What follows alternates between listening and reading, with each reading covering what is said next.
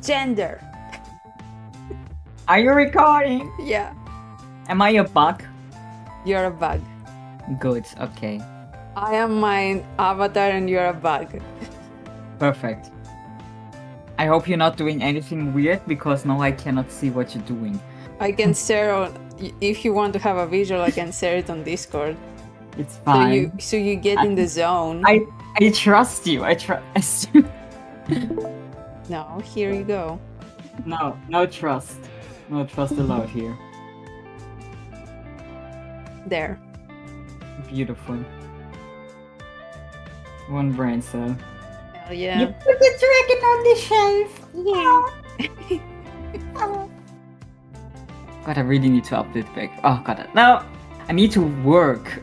I need to finish my work, then I can become a VTube artist. Full time. Yeah, I who? Gender, the best topic. Okay, so we're gonna go full out here and then we can edit the problematic parts. Right? Yeah, I can. I think. Okay, if we're going about this with the expectation that at least parts of this conversation will go online, I think we both should start off with saying who and what we are, just so people don't think we're talking out of our ass that like much. We're not just cis straight people saying random shit. We just hate the LGBT community. Yeah, we just hate the LGBT. We just hate people. Yeah, we disagree with everything. Yeah. All right. Do you want to start or should I? Ladies first, so I start. Okay. I am back. I think I already have the perfect stereotypical non-binary name, despite not being non-binary. Mm-hmm. Now I was like, you have the genderless friend named Sock. I am the trans friend named Bug. Yeah. Classic. Classic. I've gone through so many sexualities and genders over my years. I am getting close to being 30 years old and I had all the genders. I was female, I was male, I was non-binary, gender fluid. Isn't there something else similar to non-binary as well? Gender fluid? Maybe it was gender fluid, yeah. I don't know. I've done it all. I eventually just settled for being a quirky male. Quirky male. After I went through years of therapy for figuring out if I am actually a transgender person. Mm-hmm. And the person who I went for therapy to is actually a guy who's like the best in my city and nearby cities. He does speeches, writes books about it and stuff like that, about gender identity. Yeah. And yeah, I know my shit. You are an authority, everything you say. I am authority. I know everything. And I am very controversial in my beliefs. I mean, I think if you start delving into it and you are honest with yourself, it's very easy to find yourself disagreeing with certain aspects of things, especially things that are said online. Because online, yeah. Online is always a very bad baseline to figure stuff out like this, because the online space is very different than what people are like in real life anyway. Yeah, and also it changes. Yeah, but first introduce yourself. Yeah, I am Ket. I go by the handle CephalonKet. And I'm also, I say also, I meant like we are both in the LGBT community. I am non-binary. I came to this conclusion after a lot of soul searching and going crazy. like specifically, we will talk about this more, I think, but I was trying to find a label for myself because I was like, well, I'm not straight, I'm not cis, what am I?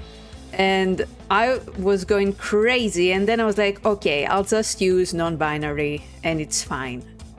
I'll just say I'm bi and it's fine, you know? And going into this, which I consider to be an umbrella term, feels better than trying to be very specific, which was driving me crazy. So yeah.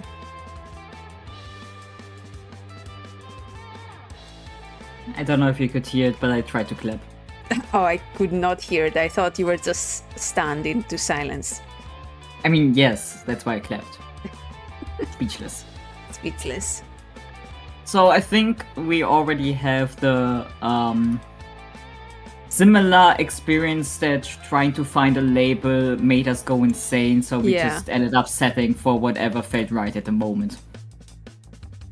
Yeah, like, I think it makes me feel better if I say, okay, I'm not going to do specifics, I'm just in general non-binary. I'm not going to go into the non-binary details, because if you search online, there are so many subcategories, dude. I know. I remember when I first heard about demigirl and stuff like that. Yeah. I was like, okay, am I like, I have forgotten what they were called. I think I was like, well, I'm more feminine, so I guess I'm a demigirl or something girl or something femme. I don't fucking know. And I was like, no, I don't want that. Yeah, I think one of my earliest things with gender expression where I thought like, maybe I'm not, just a normal. I'm using the word normal, which is also something some people don't like, so get used to it. I'm not a normal girl, so I was like, maybe I'm a tomboy. Mm-hmm. I learned the word tomboy through the Toho games because of the blue ice fairy Colonel, who is described to be a tomboy, and I was like, I am also like, I have boyfriends, like male friends. Yeah. Like, this was in elementary school. I was just like, I vibe more with the guys than the girls. And in school it was the same, because when I was in school it was that time where girls got really into makeup and stuff like that, and boys groups and shit, and I was like, I'm not interested in any of this. I don't care what I look like. So that really alienated me as well, I think.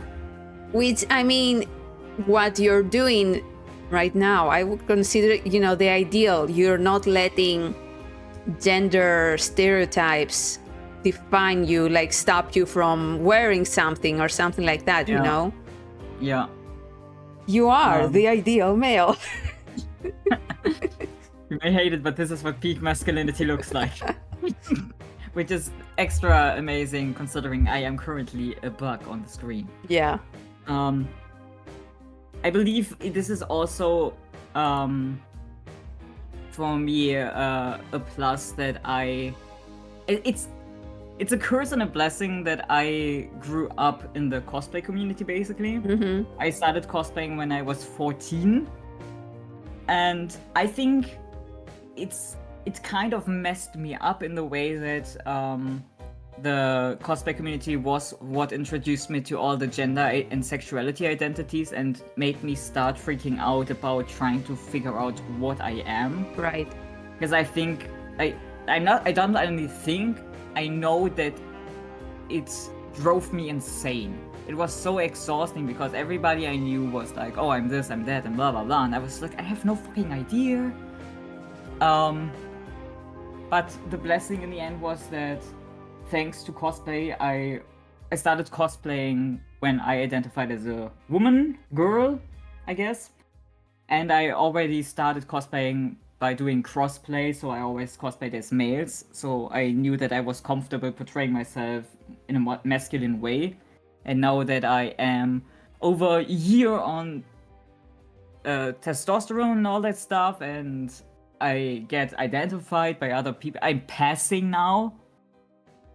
Believe it or not, I am passing finally.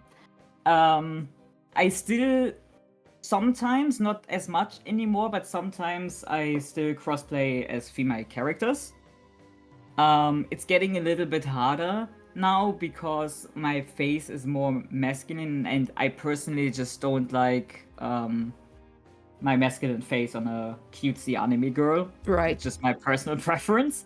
And also, I don't like shaving that much because it hurts my skin, so that's also a problem there. But I definitely have gotten more comfortable now portraying myself in more feminine stuff than I used to be before. And I can freely do this because of the cosplay background and just being in a community where dressing feminine, masculine, despite your gender, is just accepted generally. Yeah, I think definitely it makes sense what you're saying, that growing up in certain communities, like something that by default cosplaying is like you see a lot of people cosplaying completely different things from what they are, so it makes sense that it sped up perhaps your soul searching. Yeah. I mean, one of the big things with cosplay that I always really like is wigs. Because I used to have hair down to my ass. Long ass hair. And one day I just cut it off. Just completely from long to short. But I knew it was gonna look okay because I did cosplay before and I knew what I looked like with short hair. So this is also, I think, a thing that some people, especially when you're maybe not coming from a community where everyone is so open with gender stuff and everything, it helps knowing that even if I do this, I will still look fine. You know, it won't be super alienating to people. Because I think a thing which is hard with even like coming out and stuff like that is not knowing how people will react.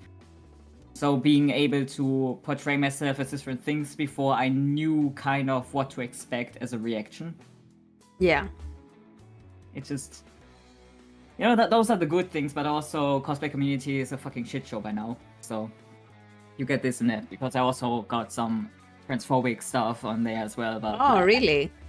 yeah, when I once saw what's it called, a psycho cosplayer from Borderlands. I was just hanging with friends and friends, and I just looked down at him and was like, oh my god, one day I want to cosplay one as well, when I get my tits chopped off and stuff. And it just this random guy who was friends with some of my friends who I did not know looked at me and was like, oh god, don't tell me you're one of them. What? Like, What? He just looked at me and was like, I don't know. What do you mean one of them? Them transgenders. Oh shit. Yeah, it was still when it was more of a new thing here, and it's also the thing that a lot of people don't like the LGBT stuff because they think it's super aggressive and a lot and everything. Aggressive? Yeah, it's the thing that like now that it's being like inclusive in video games, you have trans characters in video games and just gay and blah blah blah, more portrayal. In the grand scheme of it all, it's still not super much. It's still very rare.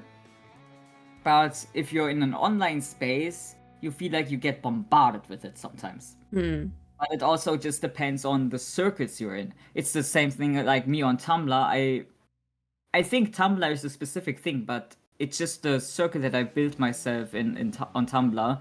True. There's a world on Tumblr where people have cooking or travel blogs, and I'm just like, huh? Yeah, Tumblr especially is really what you make it. The blogs you follow. But yeah, the thing I'm trying to say is that it can look like every second person is LGBT. Yeah. From what you see online, but especially in the cosplay community again, it's like there's a lot of LGBT people there. Yeah. But that doesn't mean that society has a lot of LGBT people. I think, if I have the number correct, for example, in America, thanks to Hassan, I already know the stats for America, less than 1% are trans. And some people try to make it like, oh my god, they're taking over, they are everywhere and everything else. Like, no. The percentage of LGBT, specifically like trans people, is so small. Yeah. But every time something happens with a trans person, it gets blown out of proportion, so they think it's just super, it's just everywhere, blah blah blah. So all of this, I don't even know how I got here, but Yeah. We were talking about cosplaying as well, and somehow we got here. Yeah, that's how the podcast goes. Yeah. That's how podcasts are made. But what you said is interesting, because what you say about with people saying, oh, they're taking over. This is something that is also happening with more female-led spaces, or, women being more vocal. For example, in gaming now, because women were always there, but now it's actually, it's not a hidden thing that they're also interested in stuff like that. And they're like, oh, now it's all about, they're taking over, blah, blah, blah, blah, blah. It's like that. Whereas it's, it's a tiny percentage is might be female led or something like that. I mean, 50% of gamers are female, but still we have a long way to go before it's actually equal, I have 2 points to that. Yeah. First, this reminds me of when Rebecca from Warframe took over, and people were like, oh my god, Warframe's getting woke, and I'm like, bro, do you know what you're playing?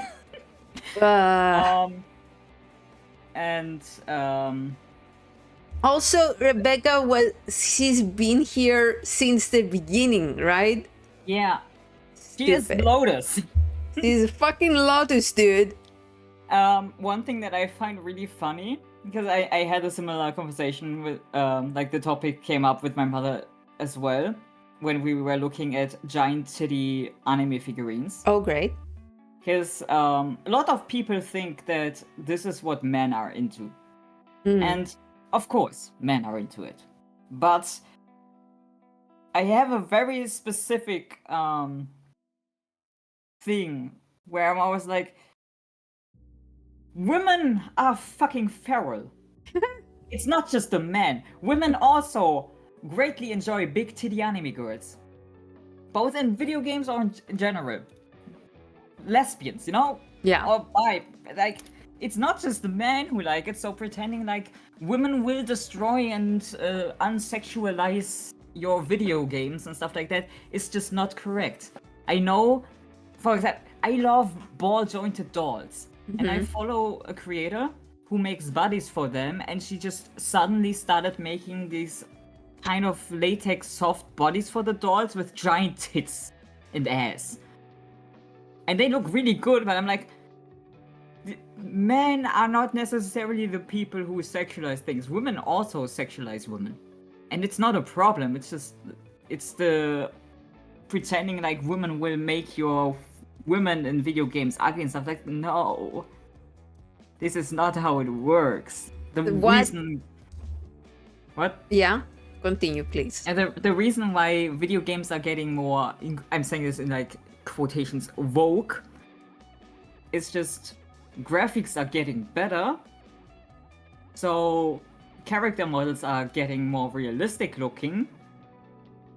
And with better graphics and realistic looking characters, you will see women and men in video games that just look more like they look in real life. Yeah. And if you think that is woke and making people ugly, then you should go outside and see what people actually look like. Yeah, I have a couple of points to say to this. One is, I think that due to what is considered woke, the difference is that now I think what's going to change and is changing a bit is the fetishization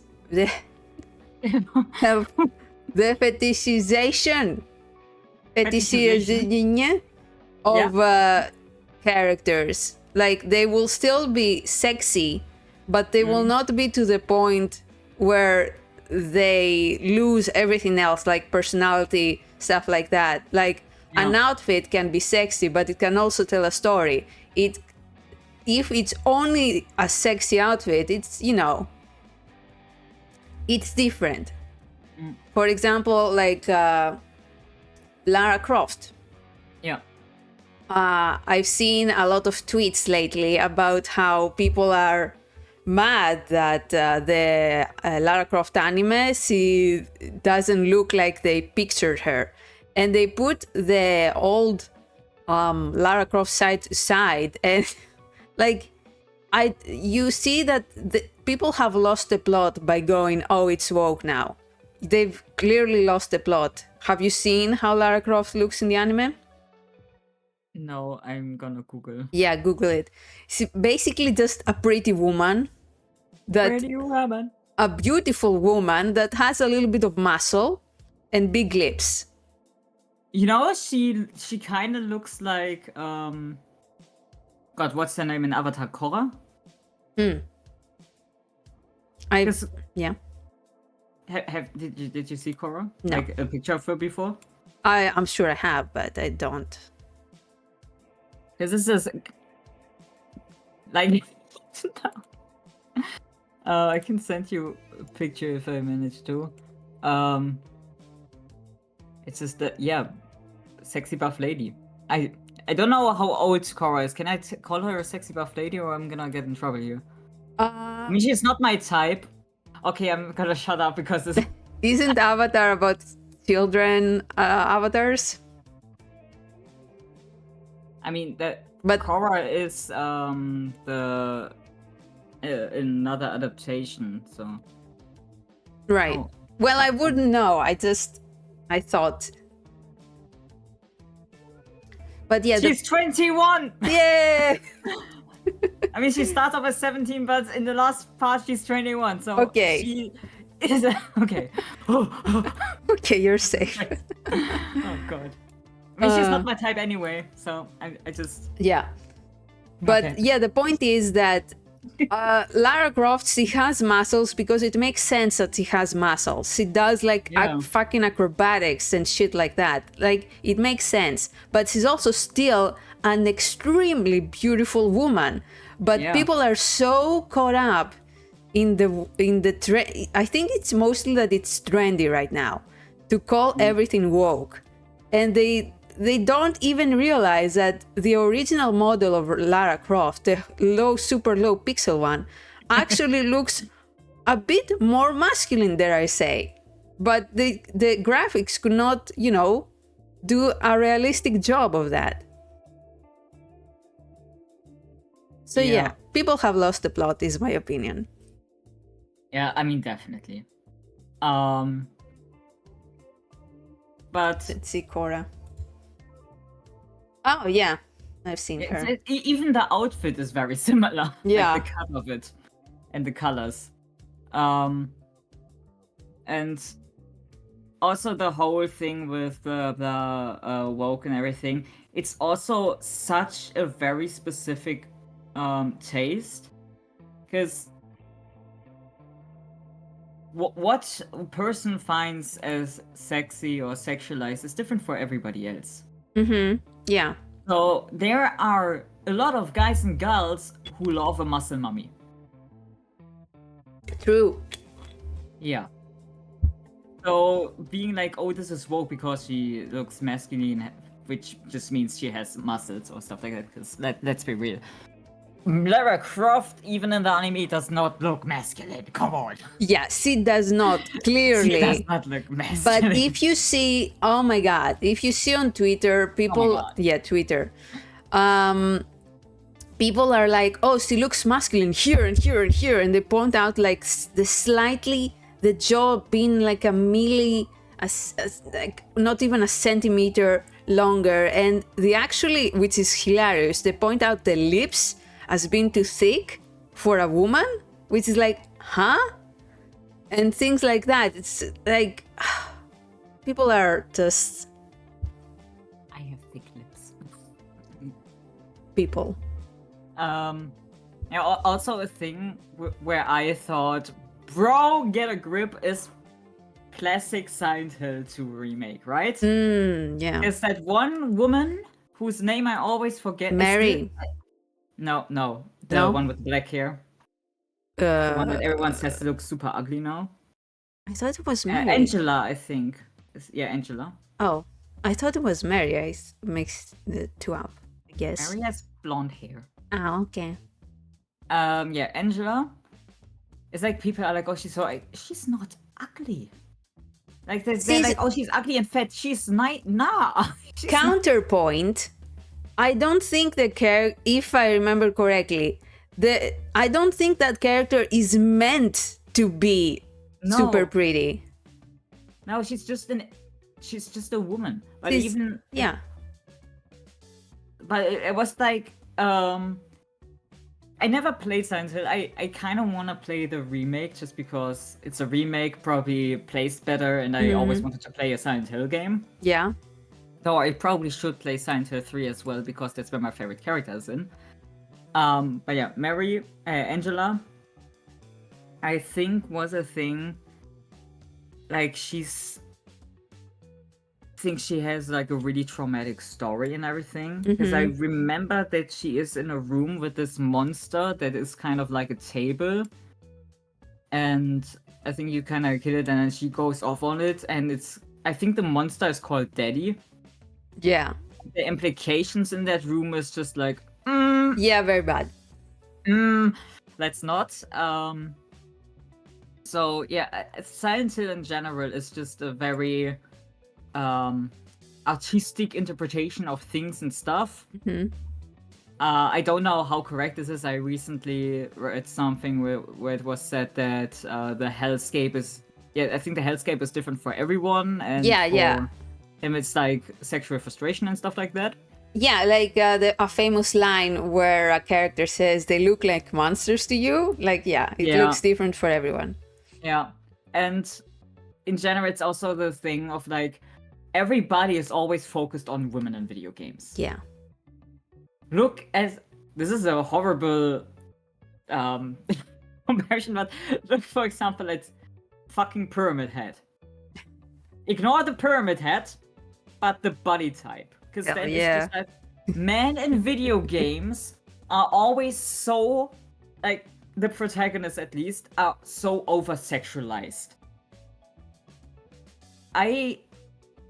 Right now I cannot necessarily think of a video game with a male protagonist specifically that is not a good-looking, well-built man. I'm trying, like,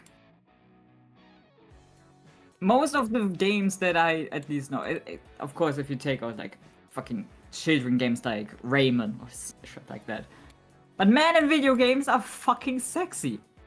They're conventionally easy to look at. Like, they are not meant to really stand out as protagonists because you are meant to identify with them. But like,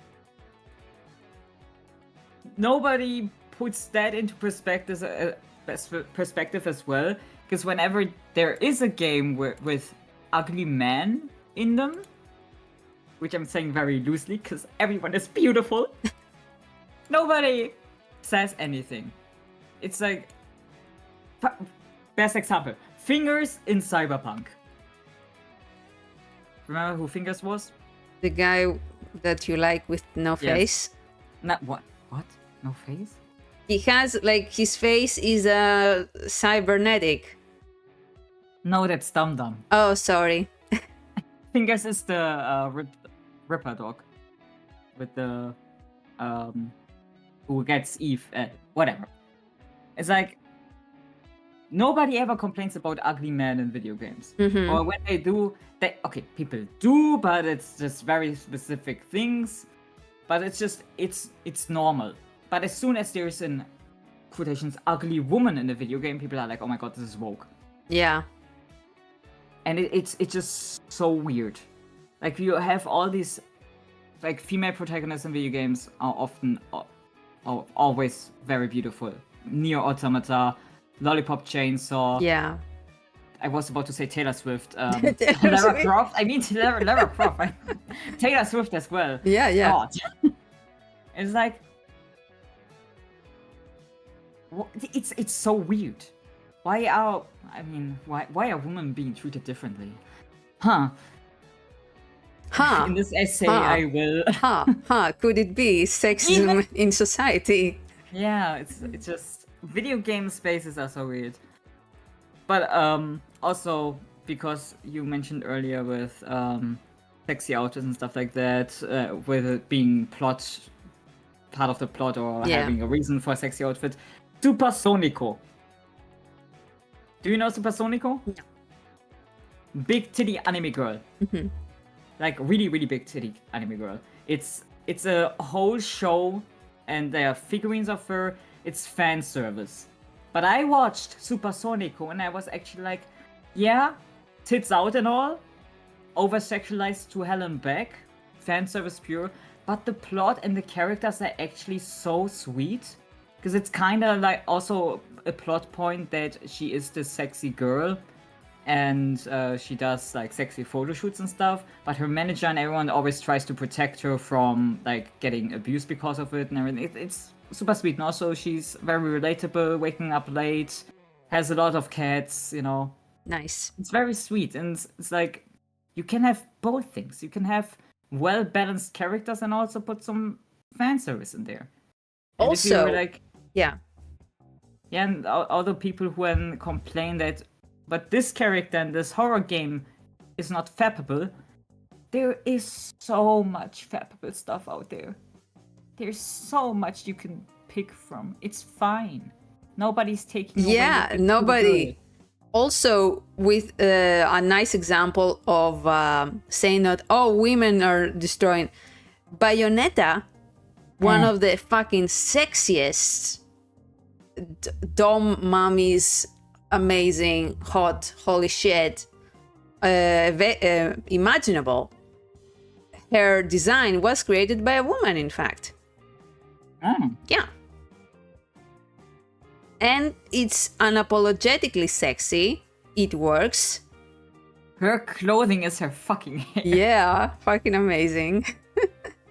I recently replayed the first game. Yeah. So yeah,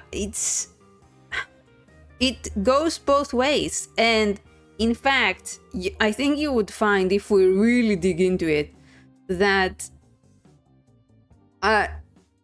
the outfits and the character designs and stuff, if there was real equality in the workforce, for example, the concept artists, designers, everything, you would see the same amount of sexy women and not sexy women, and sexy men and not sexy men. I'm just... the thing I want to say is that it's not women that are the problem, okay? Yeah. God damn it. It's society. It's society, god damn it. We live in one. It's also the thing that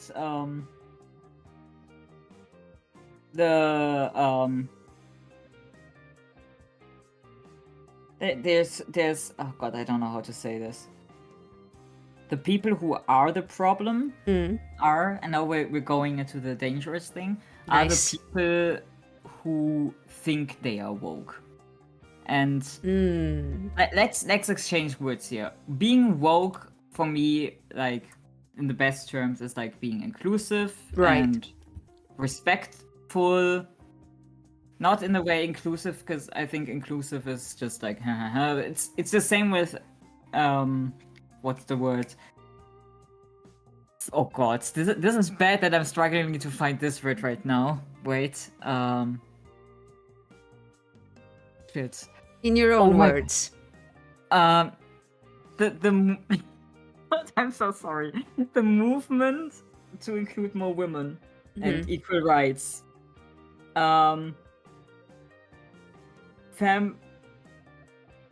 Can't help. I don't know how. It's the fem word for equal rights. The fem word for equal rights? Starts with Feminism? Feminism. Yes. Oh my god. I told you this is gonna look very bad. No, it's I forgot okay. the word feminism. Wow, you must not be a feminist. But yeah, it's the same with feminism, where it's just like because of a few choice people, it's just become there's a bad taste to it because it's been so bastardized in what it actually is supposed to be.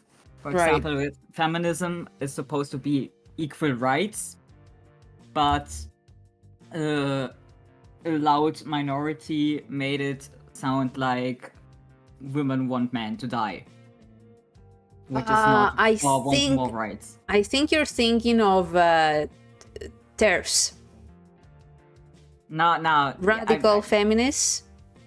yeah, I mean yeah, but the thing I'm just saying is like the word feminism has become like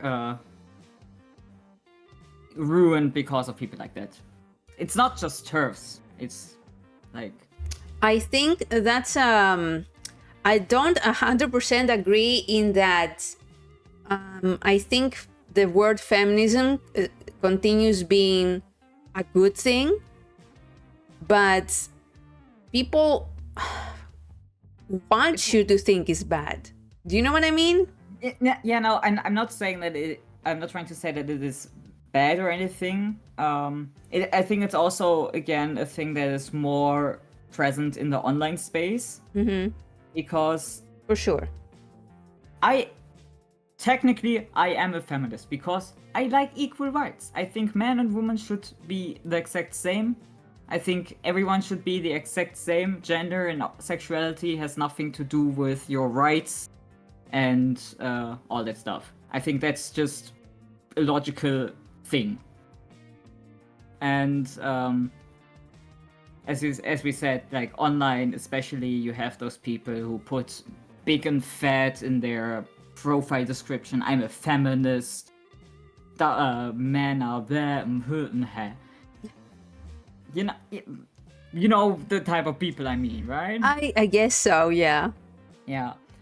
The only reason why I mention it is just woke is the same thing and all that. It's just like what it actually is supposed to be, like being inclusive and everything, is a very good thing. Because inclusivity does not mean that we are now taking in majority of women and other identities and stuff like that. Because inclusiveness includes also cis, hetero people, white people. It includes everyone. That's what being inclusive means. Everybody, every person. But when people hear, oh, we're being more inclusive, they're immediately like, oh my god, no, it's going down the shitter. Yeah, now it's only gonna pander to like women and yeah. And the whole thing with people getting upset with the inclusion of more, for example, pronouns in video games or gender options and stuff like that, or sexualities, it is kind of ridiculous. And I caught myself with that because I watched Barbie. And while I was watching Barbie, you know, it was on the flight, so I had to stop to switch to the next flight shortly before the ending. And everything I saw of the movie, spoiler, kind of, if you haven't watched it, was kind of the plot is just like Barbie and Ken are confronted with reality. Oh. And Ken is like, oh, so men in this world actually have power, while in my world, I have no power. And then Barbie's reaction to it is like, no, you are not allowed to have power, we're gonna break you down. And I was sitting there at that plot point and was like, what the fuck is this story? Because I read a lot about it online with people being like, this is such feminism, woke trash, and blah blah blah. And at that point I was like, oh, this is really the plot? I haven't watched it.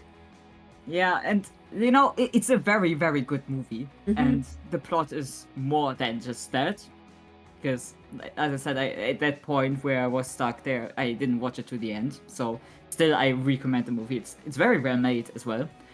But I was also like, afterwards, I was saying like, did I really get upset about a movie commenting, like a fucking Barbie movie commenting on like halt gender stereotypes and the power struggle? Because basically it was just reversed from what our reality is, with men overwhelmingly being present in high positions and everything, and women just fighting to get there. Still to this day, it's still a big problem. Yeah. And the Barbie movie kind of just reversed the roles, and I almost got upset about it. And then I realized, like, this is why I fucking watched South Park all the time, because they do the exact same thing. They take stuff from our reality, but switch the roles, and it looks ridiculous. Because you are so used to what True. our society is, and when you reverse the roles, you're like, what the fuck is this? And Yeah. you think about it for one moment, like, oh, yeah, that is kind of fucked up if you put it like that. It's like in South Park, for example, you have the episode where the natives buy up all the houses and land from the people of South Park. And it's so cruel and everything. We're looking at this like, wow, what the fuck? And then we're like, yeah, this is what we did. Yep. I mean, but sometimes it's very, like, this is also why I like this movie, because I had this moment, and it's good to sometimes just put stuff into perspective and realize how insane all of this shit is actually. And like, this is what people complain about with video games nowadays. Just like, oh, we are now including the other people that live with us, and it does not change anything for your game. It does not. If it actually changes the plot or anything that you include, for example, a trans person in a video game, then I would also, like, if it does not make sense, I would question, like, why would you put it in there? Or why would you make it a focus? Because just putting, for example, if you put a gay person in a video game, and the gay person runs around screaming, "I'm gay," you would be like, what the fuck is this? Because that's not how people act. But if it's like a part of the plot, and that's how you even realize, because usually I think I know a lot of LGBT people that I don't know what their sexuality is and everything, because I am not their partner. I do not need to know. So unless I meet them with their significant other, I would never know what their sexuality is. And I think this is the same way you should handle this in a game if you want to write a realistic character. Because realistically, unless you are an advocate and like make your gender or sexuality your whole personality, or go and protest stuff like that, it should not play a big role. It's just part of who you are. Because also my cis and hetero friends and family, they don't walk around throwing their gender at people's face. So in video games, if that happens, I would be like, But then you have stuff like Hogwarts Legacy, highly argued about game. Yeah. I get it. They have a trans character in there. It's the only, like, her voice is more masculine sounding. And it's not a secret that she's trans. But the way they bring it up in there is just like, when you talk to her a lot and her friends, like, it comes up that I don't even remember fully how or what they say exactly, but it was like, yeah, back in the day when I introduced myself and you as this person or something like that. Like, it was something like that, just very subtle, just like, oh yeah, by the way, you know, Right. I used to be different. So it's whatever. Yeah. But it's just very natural, and I like that. I don't remember that at all. Yeah, because it's just like, I also don't. I just remember there was something like that in there, but it was in the context where it was just like very in the background, just a side thing. I think when you read a letter or something. Right. If at all, maybe I'm just like thinking this into but it's very realistic. Mm-hmm. And I think there was a game coming out now where there was a similar thing, or it was in a Final Fantasy game. I heard this in a video I watched recently, but they also said there's a gay character in there, and it's an important plot point because his relationship is secret and stuff like that, and it's like a whole quest or something like that. What Which game? is also though? a nice how to build it there. What? What game?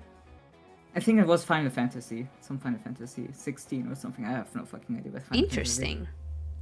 It's like this I like. It's like if you want to be inclusive and put a spotlight on different aspects like gender or sexuality, then there's definitely ways for you to include this in a realistic way by making it part of a plot in some way, or just having it like as a treat.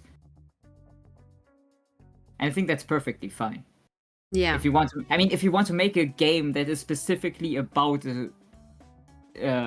any of the LGBT topics, that's also perfectly fine. You know, Yeah. you can do it if that's the focus you want to put it on. It's just like if you want to be inclusive in a realistic way in a game that has nothing to do with being inclusive in that way, you know, there's plenty of ways to realistically just put some LGBT shit in there. Or other inclusiveness. Yeah, and also to go back to the woke stuff, you will notice that for all of that, this is optional content, like customer customization, or a side character that you might not even talk to ever in your game, like. Just thinking of the fucking pronouns video. Imagine getting upset for over a third option. Yeah, like it's all optional, but just the inclusion is enough to make certain people be like, oh, that's too much. No, take it away. No, I don't want it. I don't want to know it exists. And it's always the people who are like, oh, those snowflakes who get triggered. Like, you get triggered by a word that you do not even have to see. Yeah, those snowflakes, they're the ones that have had to settle for since the beginning, right? And now it's like they get like a sliver of content for themselves. And it's like, no, I don't want you to have it. I want it all for myself. And all that in a world where it still can't even romance the characters I want to romance. You know, I have to settle. You have to settle, yeah. I am the minority. Hold on. All right. I should start making videos about characters you want to romance. Yeah, it's like, why the fuck are you not being inclusive for me? Yeah. I want to fuck the necromancer. Let me fuck the I mean, maybe soon I will be able to fuck the necromancer. Who knows? The inclusion may come. The wokeness. The wokeness. Being woke means you can fuck the monsters. Yes. They're catering to furries now. Oh no. The worst thing imaginable has happened.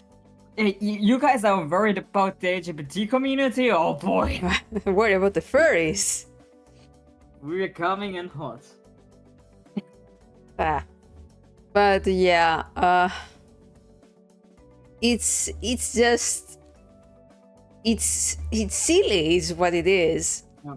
Also, I just want to put in here, in case all this goes in the video, I'm making jokes in between because I know this is a topic that people do not necessarily like, and this is lighthearted, and despite what it may come across sometimes, this is respectful. No respect. No, I personally am speaking with no respect. My kink is disrespect. The thing we talked about earlier is that like there's a difference between online and reality always. Yeah. And online, the worst of the worst and the best of the best come together. So people like to pick any little thing and go off on it. Yeah. So for this video, it's important to keep in mind that even if you do not agree with anything we say, even if we don't agree with yours or we say something we're like, no, this, it does not matter, because in the end, we all have our opinions. We all have our wrong and rights. When we say something that you don't agree with, for example, if I say this gender exists and you don't think this gender exists, that's fine. As long as we can be respectful about it and talk about it in a respectful manner, like adults, because we are hopefully all adults here. Yeah, you shouldn't watch this if you're not an adult, just because we swear a lot and maybe you're not ready for this type of conversation. Maybe you need to come back at it later. Yeah.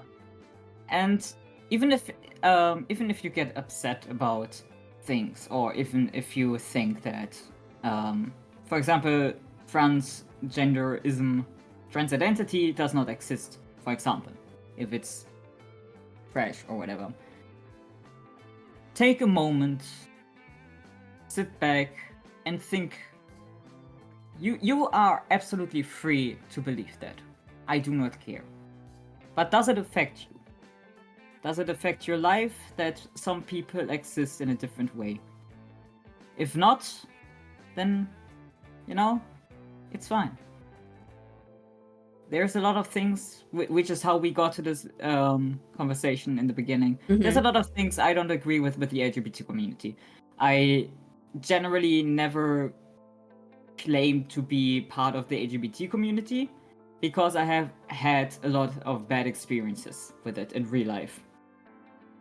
And by definition, I am part of it.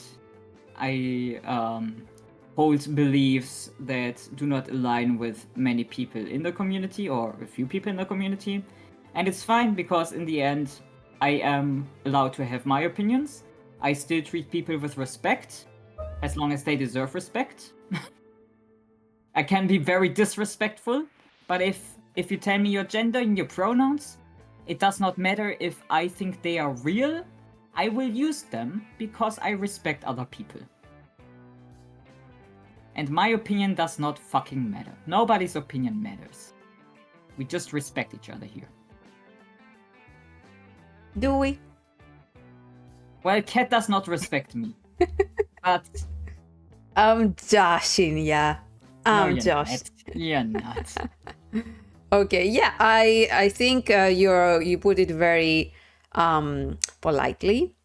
That Respectful, mindful, and demure. Demure, very demure. Basically, if you disagree, you do not have to engage in an argument as to why we are wrong and you are right, because this is a type of topic where your reality might be different from our reality in a way. Yes. If that makes sense. So let's go to the problematic bits now. Yeah. Hell yeah. Okay, so after we talked about the respect, being respectful, let's be disrespectful now. Okay, so the reason we started this video, podcast, whatever, was because we're like, we should talk about this, because we have nothing better to do. We have nothing. Yeah, absolutely. I personally have nothing better to do. Not at all. But it's just a very interesting topic, gender in general and sexuality and stuff like that. It's something that I think you can talk endlessly about. And we thought to have it in video form. So, I really enjoy talking about this because of one thing. Obviously, I have had some experience in it, and my struggles with it are not unique. I have a friend who I will not name, obviously. Nobody here even knows them, who is also struggling a lot with identity, has been for, I think, over a year now. And we talked about this as well because they also had the problem that they suddenly felt like their gender that they always lived with is not actually who they are. And people were like, oh, yeah, finding your gender is super hard and it's very difficult and takes a long time. And I immediately messaged them private and was like, that is bullshit. It does not need to be like that. You don't have to think so hard about it. You just have to live your life as who you are. And one day everything will fall in place. Because there's so awfully many nuanced labels that you can put on yourself. And for me and people I know, it has absolutely destroyed them for years because it's so hard to navigate in the space by now. And this is why I really like to talk about this, because I am a big advocate of it does not need to be this Deep. like specific. It like your gender identity and sexuality do not fucking matter in the grand scheme. And it's such a painful thing to like waste your time on trying to find the perfect label that expresses your very unique experience, because it's so useless to spend your time on that. But we will delve into that deeper. Yeah. Kat. Yeah. I was thinking actually, and I don't want to forget, let's also touch upon, while it is the ability to feel free to identify as whatever you want is very important.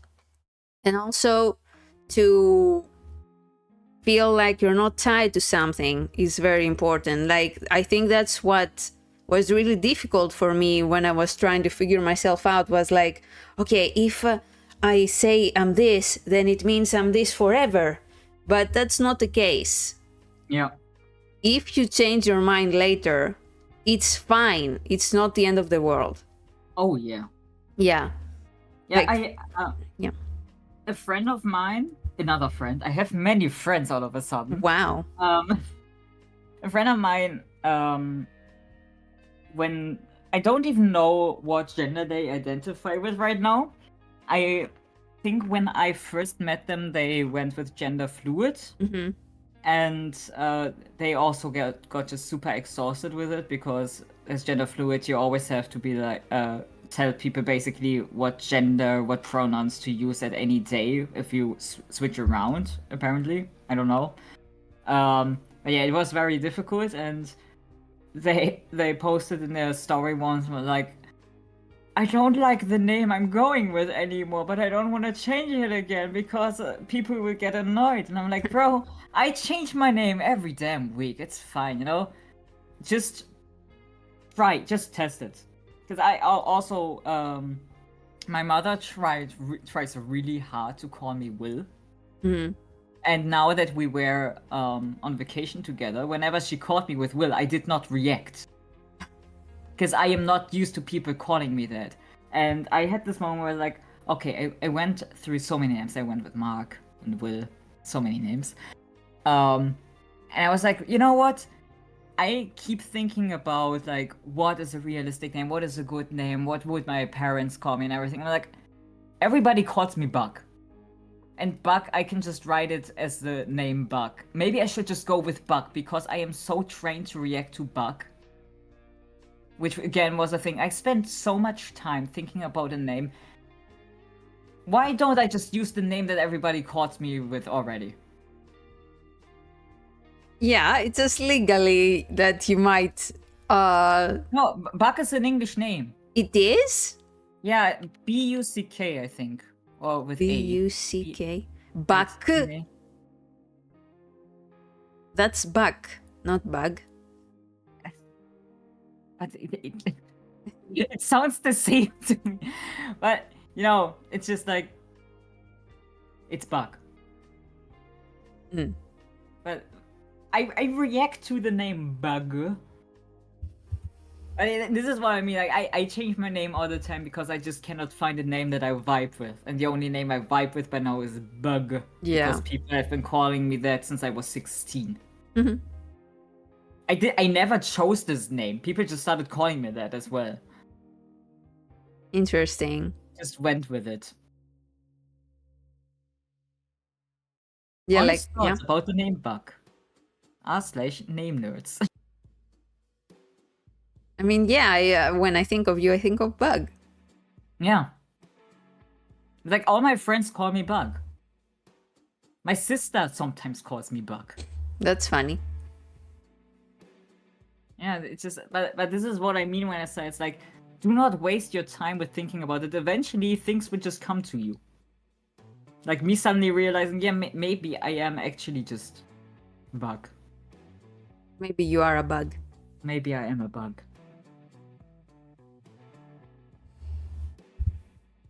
But yeah, I love that we ended up on this. Yeah, it's just You the are a Bug. silence. You're a Bug. I am. I'm a Bug. Yeah. Our point is that if you change your mind, it's fine, as I said before. And also your sexuality, that's a bit different. But we'll talk about our thoughts on that. Oh, we're gonna talk about our thoughts on your sexuality. Oh yeah. What we are gonna figure out what your sexuality is, viewer, right now. Okay, I'm gonna send you the gender unicorn. I just found it on the site. Oh shit. Of the gender unicorn. But yeah, in my opinion, and this is something that I think we're starting to delve into the stuff that might be more problematic for some people that are very set in their beliefs. But in my humble opinion, sexuality, unlike gender, is more set. Like, you might not realize, and your percentages in your attraction might vary greatly, but I think it's more set in stone. Like, as you grow up, society also might also make you not even consider your attraction to something. But as you grow up and mature and you go out into the world, you might realize and open yourself to the possibility of the attraction you might have not been able to see before. Does that make sense? Yeah. Yeah. Great point. Beautiful point. Because this is also like in my in my king sphere. It's something where people are always like, somebody brings something up and then you're like, oh shit, I'm into that, huh? Yeah, And it's that thing where it's like, you may be into something or attracted to something that you just don't know yet, which is good, because if you come out of the womb and you immediately know what you're attracted to, I would be like, what did you see? And I think it's also, if you are a freak like me, who is just active in those circles online, it's really funny. It can be a lot of fun to discover more things that you're into, because at some point you're like, what the fuck is wrong with me? Yeah. If you just have fun with sexual stuff and everything, it can be a lot of fun. But what you said with that this is more set in stone, I'm having the gender unicorn here because it's very nice. It does absolutely make sense, because of course we have the just for those who don't see the image right now, the gender unicorn is a sheet that I had to fill out when I went to therapy for trans identity to figure out if I'm actually trans, basically. Interesting. The gender unicorn is a thing that where you have to fill out what you are emotionally attracted to, physically, what your sex assigned at birth is, your gender expression, and gender identity. That's very interesting. I've never seen that before. Yeah. So to pick this apart, sex assigned at birth is obviously the easiest thing: female, male, or intersex, or other intersex, it says.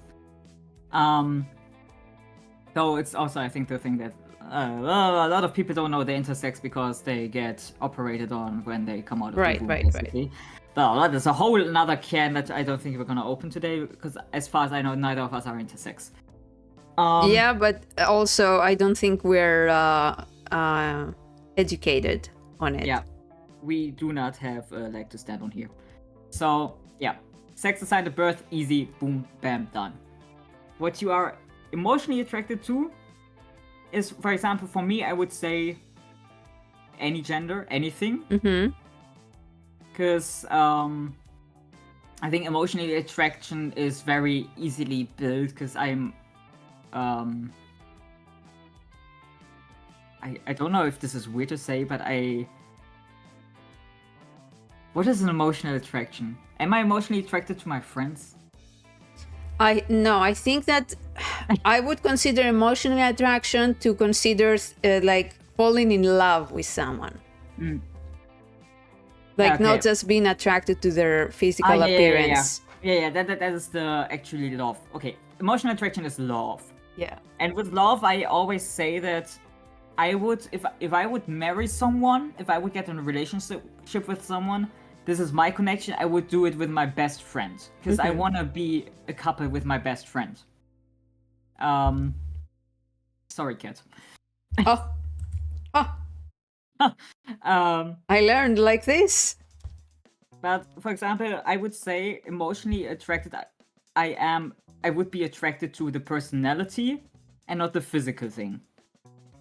Yeah. Which is why I said like there's no gender there. Because physically attracted, I would say I lean more towards males. Yeah. Then this is what I think, like the emotional attraction and physical attraction are more hardwired things. I think emotional attraction, like what you're attracted to emotionally, can change over time because it's a psychological thing. While physical attraction is more of the like instincts, the breeding part of your brain. It's like the breeding. The breeding. Who do you want to breed? What genes do I want to mingle with, you know? Right. You can see it like that, I suppose. Yeah, I think physical attraction also is just, it's what people are talking about when they say like you pick a partner that is similar to what your parents picked and stuff like that. Because I think this is just like actually hardwired genetic stuff. What your instincts tell you what would be a good mate. I think that is kind of where physical attraction comes from, if you want to view it like that. I think it's a bit more complex than that, but yeah, that's one way to see it for sure. I mean, I think everything here is a little bit more complex. Yeah. Because I am not a psychologist, I'm not a doctor. It's what I think right now. Yeah. This is my opinion. Gender expression and gender identity is very psychological. Because gender identity, even though some people don't want to view it that way, is completely made up by society. Gender identity and gender expression differs from culture to culture heavily. And it has changed a lot over the years. With stuff like back in the day, men would wear high heels. High heels were made for men.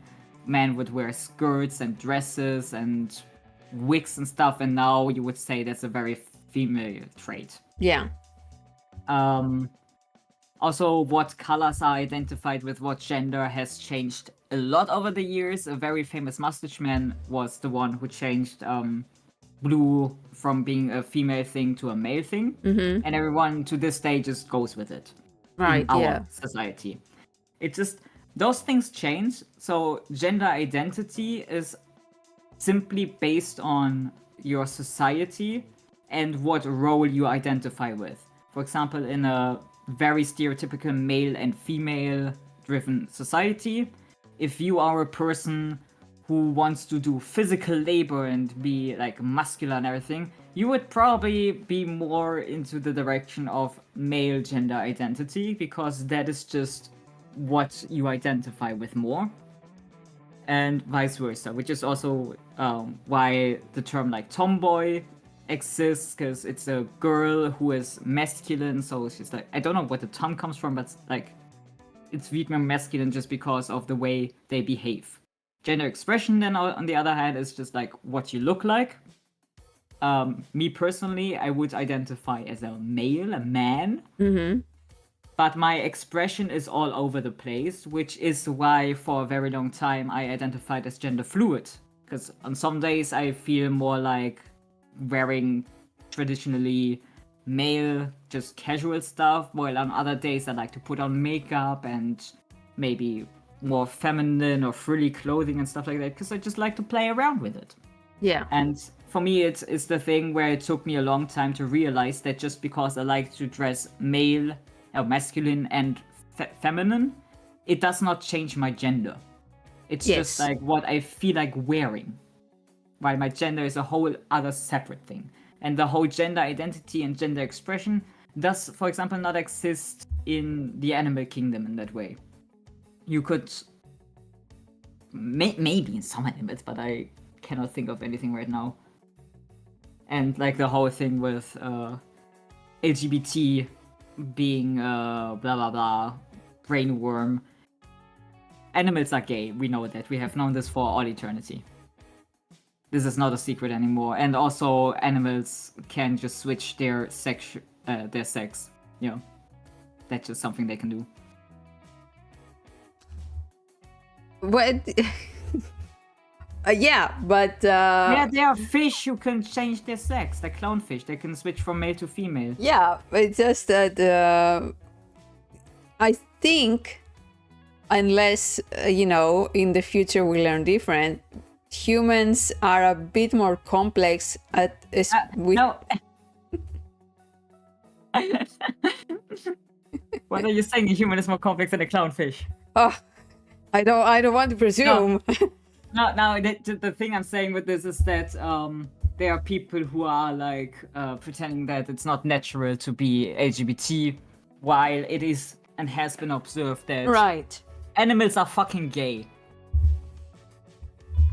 Yeah, also like with genders, biology also has said, yeah, there are more than two genders, but people refuse to look at that part of biology, and they're like, no, just the two, please, thank you. Bro, my fucking snail, my water snail, kept giving birth while being alone. I have so many babies now because it just can reproduce by itself. Jesus snail. Jesus. I think that would be the Virgin Mary snail. No, the baby snails are Jesus. Oh. Shit. That's a lot of Jesus.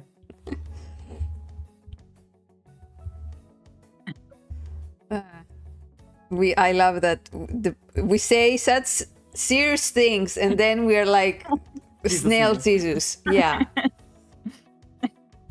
Sneezes. But for me, I would say for gender identity and gender expression, for gender identity, like I said, I don't want to like be 1,000% because that would make me crazy. But I would say like I identify as non-binary right now, and I express myself more either neutral or feminine. Like if sometimes I like appearing more masculine, but I don't have the ability. I don't have the stuff. But yeah, that's and my attraction is for all genders, but physically I lean more towards being attracted to men. I know so much in common. It's so much in common. Oh my god, we can gush over boys. I wish we could gush over the same boys. Yeah, that would not. No, that's not gonna happen. We would never steal each other's husbandos. Yeah, that's good. Yeah. But yeah, that's for me. So for gender sexuality, because we keep dancing around it, but we're not actually going where the reason we were like, should we record this? Should we like test the waters? And we are not. We keep going to different. Are you ready? Okay, I'm gonna paint a picture. So we see things online about how people identify their sexuality as, and you can of course correct me back, but I think we have the same opinion on some things regarding how people seem to take a certain sexuality name and applying it to just whatever, you know? Yeah. For example, today I saw a tweet that about talking, I don't know the fandom or anything, but I saw somebody was saying this character has been revealed to be a lesbian by the creators. Great, fantastic. But people in the comments being like, well, actually, lesbians can be bi too. And this is where my opinion becomes, I guess, problematic for some people, in that I find that confusing in a way, because the definition of lesbian is being attracted to women only. Why being a woman? Well, exactly, yeah, that we're gonna go into that too. Oh yeah. Oh yeah. Yeah. But yeah, that is the definition that I know of, and it makes things nice and simple, and everybody understands. When somebody says, hey, I'm a lesbian, you assume, one, they identify as a woman, and two, they identify to people that identify as women, right? Yep. Yeah. Okay. But especially, I don't know why, especially with the word lesbian, a lot of people take it and put it into something else. Like saying, hey, I'm a lesbian, but I also sleep with men. Now, if you said, I sleep with men, I'm a lesbian, I sleep with men, but I'm not emotionally or physically attracted, I just sleep with them because, I don't know, I have a contract that I have to sleep with men. I don't know. I like to pleasure men as a hobby. Yeah. Yeah, like, I would say, okay, fair enough. But it's like, in this specific scenario, it's like people are afraid to say that a character is bi, or they want to see them as bi. Or say a person does not want to admit that they're bi. They want to have a certain label because they like, I don't know, the community or something. But that way they are not honest, I guess. Or they are trying to make their own definition of the word. And I think that's not helpful or good. Okay. What do you think? My take on this is people like to be special and to be unique. Not everyone, but a lot of people. Like me. I love being a special little You're bitch. my special little bug. Yeah. Because it's just a deep-rooted want for to be recognized and to leave a mark on the world. You know, life is a bitch and stuff like that. And I think it's just something that evolved a lot, and it's to the point where everybody wants to be breaking out of the mold. And because of that, people have created so many labels to fit what they think is uniquely them, which is why we have had images in the past with like a female stick man with a male leg and shit like that. Like it's been a meme. Oh. Yeah. It's this thing where I also read posts of people being like, hey, I'm a man, but I'm also a lesbian. And I'm sitting here like, no, you're not. People do not want to be straight, they do not want to be cis, hetero, they just... I don't know why. Of course, it's like not a majority or anything, but there are people where I've seen this, and it's just so annoying, because there's nothing wrong with being a basic bitch. I am a basic bitch. I used to identify as being pansexual because I did not really understand what anything is. I now just be like, I'm male and I'm bi. but I'm bi, but heavily probably leaning more to man, at least in a fictional sense.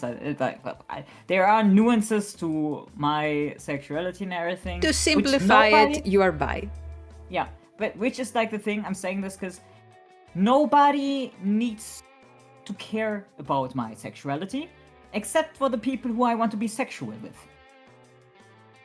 Because why would Cat care who I want to fuck? Unless. And this is the whole thing where it's become such a big thing for people that they base their entire personality on that shit. Mm-hmm.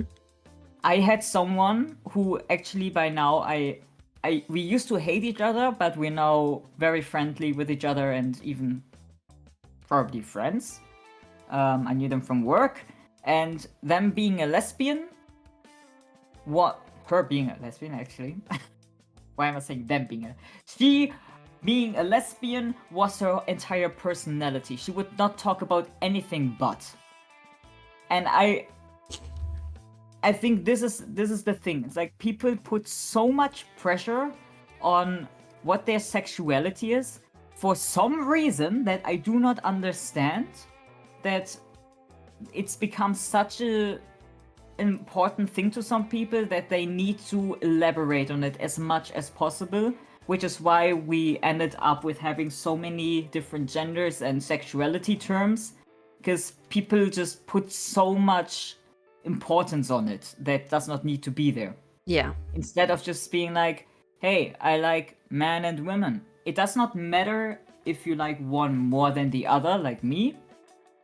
I know I just said it, but it, like, in the grand scheme, it does not matter, because your sexuality is not supposed to be a nuanced thing. It's just to be like, hey, I am attracted to this and that. Because of course we all have our types. And just because I'm attracted to women, for example, doesn't mean I'm attracted to all women. Nobody expects that. I also heard about a sexuality, I don't know the name, which is supposed to be like, I'm only attracted to people that I like emotionally. I'm like, yeah, yeah. Is that demisexual? I'm not sure. Now demisexual, I think oh my god, I don't fucking know. What is demisexual? I don't remember. I think it's just like if you like men and women, but women more. No. Or no, what is demisexual? It's a sexual orientation which individual does not experience primary sexual attraction. The type of attraction that is based on immediate observable characteristics such as appearance and smell, and experienced immediately after the first encounter. What? What? Does this mean... Wait. Demisexuality is a sexual orientation in which an individual does not experience primary sexual attraction. The type of attraction... Oh, so okay, yeah. A demisexual person can only experience secondary sexual attraction, the type of attraction that occurs after the development of an emotional bond. Right. Yeah, that's Okay, what yeah. I said, I think. And yeah, that's what you said. Okay. So for me, that is just like normal. Because of course you can be sexually attracted to random people based on what they look like, but I would not, like, I don't see the need to be so specific with this. Because if I say I'm into men, I don't think anyone expects that I would throw myself at any man that I find attractive. I think nobody even like thinks that deep about it, but it is to be expected that I would only be sexual or try to be sexual with people that I take a liking to. It's just like, it's such a specific thing that doesn't really matter, because it does not matter if I throw myself at them or just wait for the right person. Yeah, I think it's a subcategory. Yeah, which is already, in my humble controversial opinion, bullshit that we need subcategories for sexual attraction. Some people find them helpful, and that's great. It is. Yeah. So it is helpful if you are actively looking for a sexual partner, I think. If you are on a dating app and you have something very specific you are looking for, then sure. But you could also just say, I am looking for a person and I want to get to know them. Yeah. It's just like, yeah, of course, we can be as specific as we want. We can describe things with terms as much as we want, but we also have a language which allows us to communicate what we are looking for. So it's just like we are creating words to make stuff easier, but it doesn't really make stuff easier because now we all have to learn what these terms mean and in what degree you actually align with them. Right, yeah. Also, something I would like to touch upon. This saying, I'm actually demisexual and I'm actually pan, not bi, it opens the door to certain preconceptions, I think, that perhaps are not very nice. This is specifically for, I think we touched upon it before, when people saying I'm pan, not bi, there are implications that bi people are not attracted to all genders, which is not true. And you wanting to be, the good bi. You know what I mean? Like saying, well, I don't discriminate. I don't see color, I can take the brownie points for that one. Because I put it this way, it's like being bi for me is I'm attracted to male and female. It's just I don't care what gender you are, I'm attracted to whatever.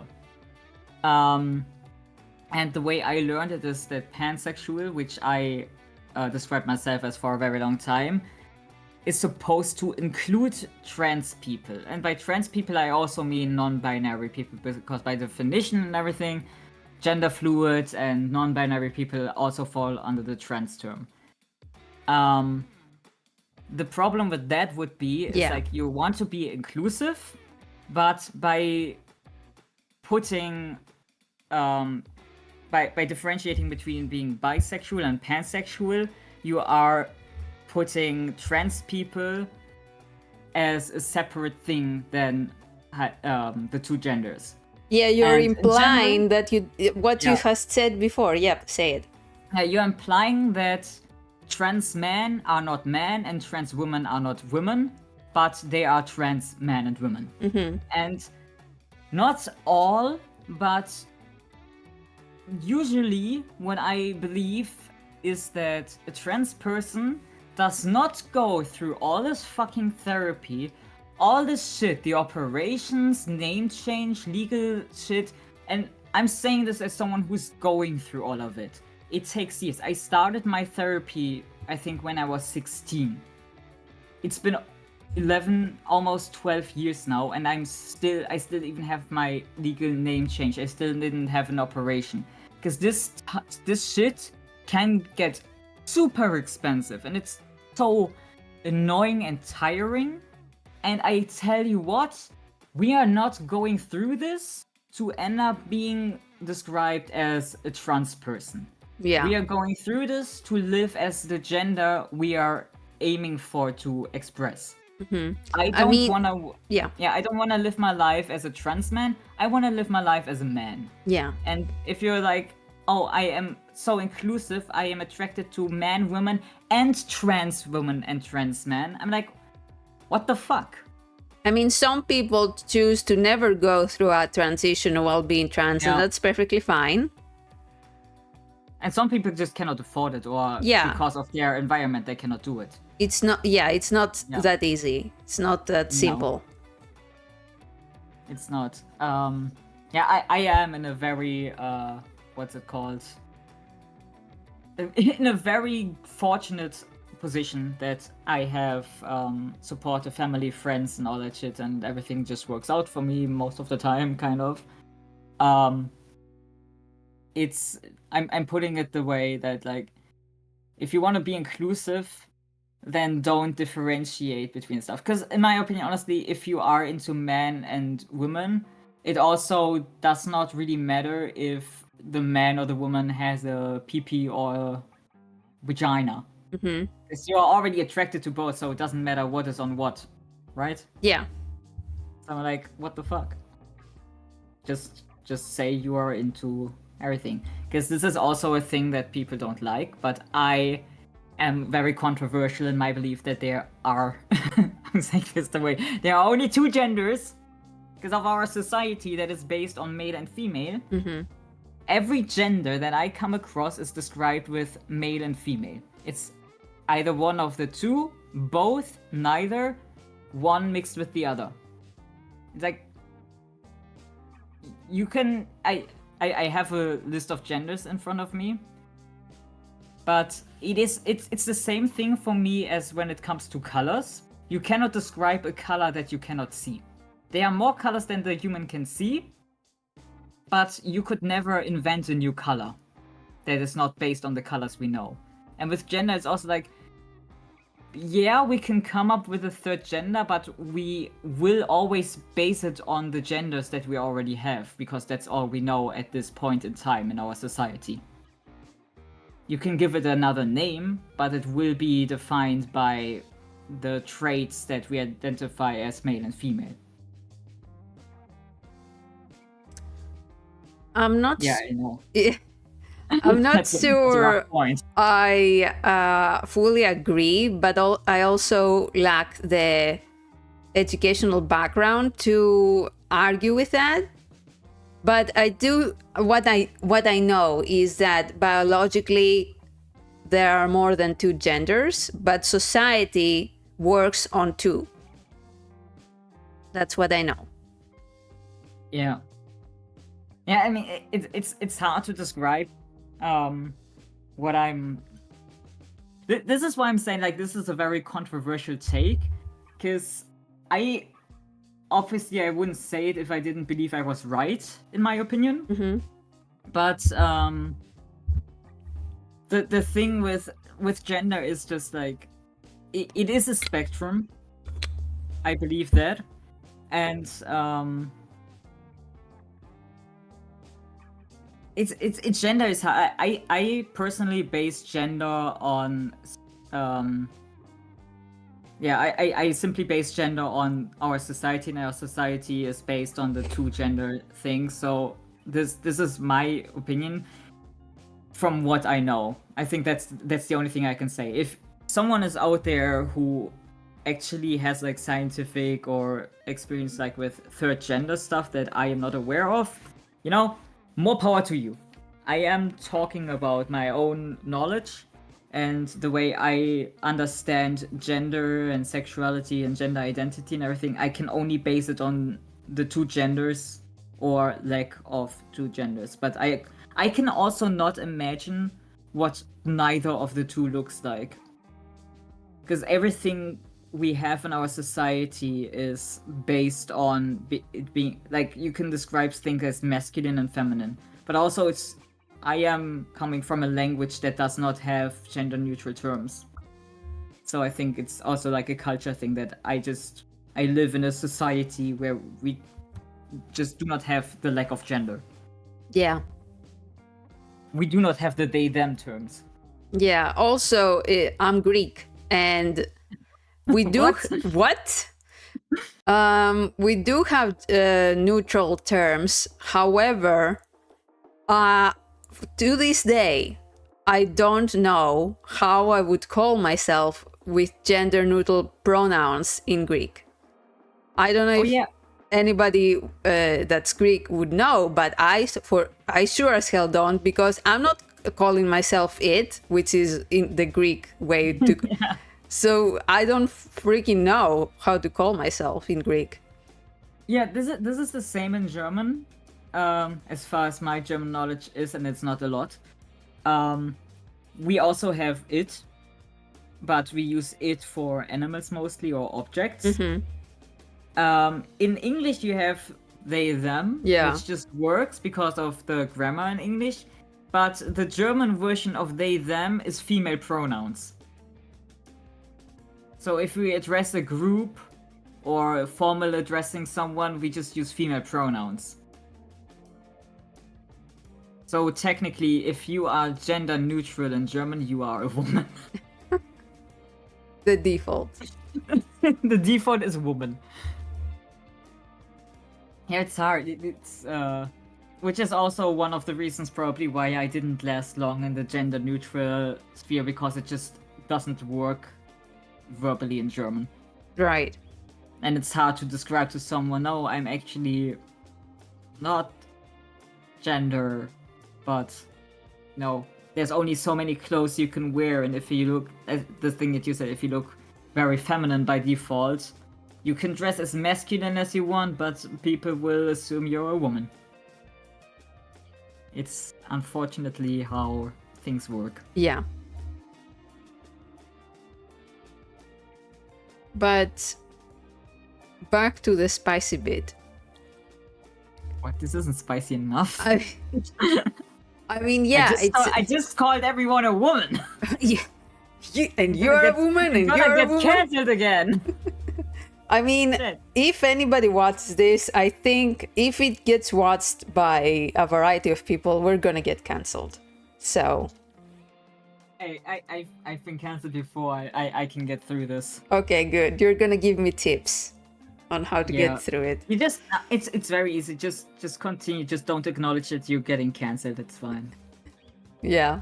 Anyway, so they cannot cancel us. We are a minority. We are. Yeah, we're a minority. You can cancel us. This is good. Yeah, this is great. We have a pass. So the thing is that, and what spurned this conversation, this wonderful, intelligent conversation, is that, as you said, people want to feel special, but it causes, it's weird, is what it is. Why are you so against of being called bi, for example? Let's look into that. Why are people so afraid to identify as bi? Is it just biphobia? Is it something else? Like, what is it? Why do you want to be called a lesbian so bad? Yeah. What's up with that? What, like, do you consider a lesbian the superior form of sexuality? Like, what's going on there? It's like I can, I guess, get behind. Like, I think it's stupid, if I can take out the big terms here. I think it's stupid to be like a lesbian can be bisexual, because bisexual includes lesbianism in that term. Like, it's attracted to being to both. So, but I still can, like, if I try to think what they mean, I'm like, okay, maybe it's their way to say that, like, you can say you're a lesbian when you are bi because you are attracted to women. No. No, it's just like what I think they maybe mean, or like I don't think that's what they mean. That's the thing. Bi and lesbian are two different things in the same category. You cannot pick both because one excludes the other. Yeah. Okay. Yeah. I see what you mean. Also, a lesbian implies identifying as a woman, and as we've seen, there are people that don't identify as a woman, but they still want to be called a lesbian. This is what I was trying to get to. Because like, if I stay with what I just said and saying, like, okay, they are putting it like you can be attracted to women while being bi. So, like, you know, it's like, okay, but I do not understand any reason behind people being like, oh, you can be a man and a lesbian. Because this is really where, I'm sorry, people, this is where you fucking lose me. Because I'm gonna be harsh and say, no, you cannot be a male lesbian. You can be, however, which is kind of like weird as well. You can be a woman and can be gay, because gay is, as far as I know, also just a term that just means you are attracted to your own gender. Yeah. Correct. So technically, we don't even need the term lesbian. You can just say I'm gay. Everybody can be gay, but you cannot be gay and bi at the same time. You can be a gay woman, you can be a gay man, but if you're a gay woman, you like women, and if you're a gay man, you like men. Yeah. Of course, this excludes saying like, haha, I'm so gay, as when if you find somebody you're attracted to of the same gender and you're like, haha, I feel so gay right now, or whatever. This is not the same. We're not saying you can say that, okay? This is different. And I think a problem with these terms comes for non-binary people. Because a non-binary person, what are they gonna say? But in my opinion, they couldn't just say, I'm attracted to men, or I'm attracted to women, because again, we have a language that lets us describe things. I'm sorry to my non-binary peeps out there. Sorry, Kat. You cannot probably say that you're a lesbian. God damn it. I don't even think you can say you're gay. Yeah. Wow. Yeah. Wow. Because I think if you're gay, you're only attracted to non-binary people then. Huh. Interesting. Damn. Damn. We're finding things we need out. a new label. Fuck, not again. Let me Google if there's a label for non-binary people being attracted to a certain gender.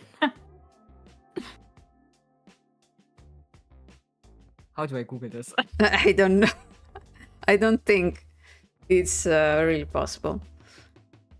But yeah, I think this thing stems from either wanting to be special, either being like, oh, I don't want to be straight, I don't want to be cis, It stems from that, and also going into the wanting to be called a lesbian and not bi is probably due to some biphobia that is left. Even if you're saying that we're past that, I think some form of biphobia is left. I think there are still certain aspects of being bi that subconsciously people might look down upon.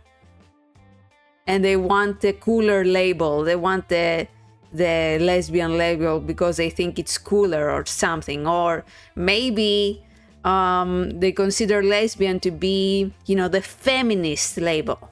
I don't know. Just talking out of my ass here. I just want to read to you what I just read. If you are non-binary, anyone who is attracted to you is automatically gay. Nice. So it is written. Nice. That sounds like something Withers would say. So fuck yeah. Fuck yeah. Yeah, it's I mean the whole thing with people wanting to be special and everything is actually something not in that context, but I got this from my father. Because my father and I have a lot of deep conversations. That's good. About many Can't relate. Topics. Yeah, I'm sorry. About many topics. And one of the things that came up sometime was just me being annoyed about how how annoying people have become. Just I don't know how annoying. It's just, when I say that I've been cancelled before, it's because people online are just absolutely feral. I recently had the thing where I made a post about Still Wakes the Deep, and person tried to implicate that I am aligned or interested in something that is illegal in my country, which I am certainly not. And this person was like, oh yeah, maybe I just think this because I'm an empath and everything. I'm like, bro, you're not a fucking empath if you write claims that could ruin my life online on my blog. And it's people like this who just think they are so inclusive and working for the greater good while talking out of their ass and doing the most unhinged shit online. It's like, this stuff infuriates me.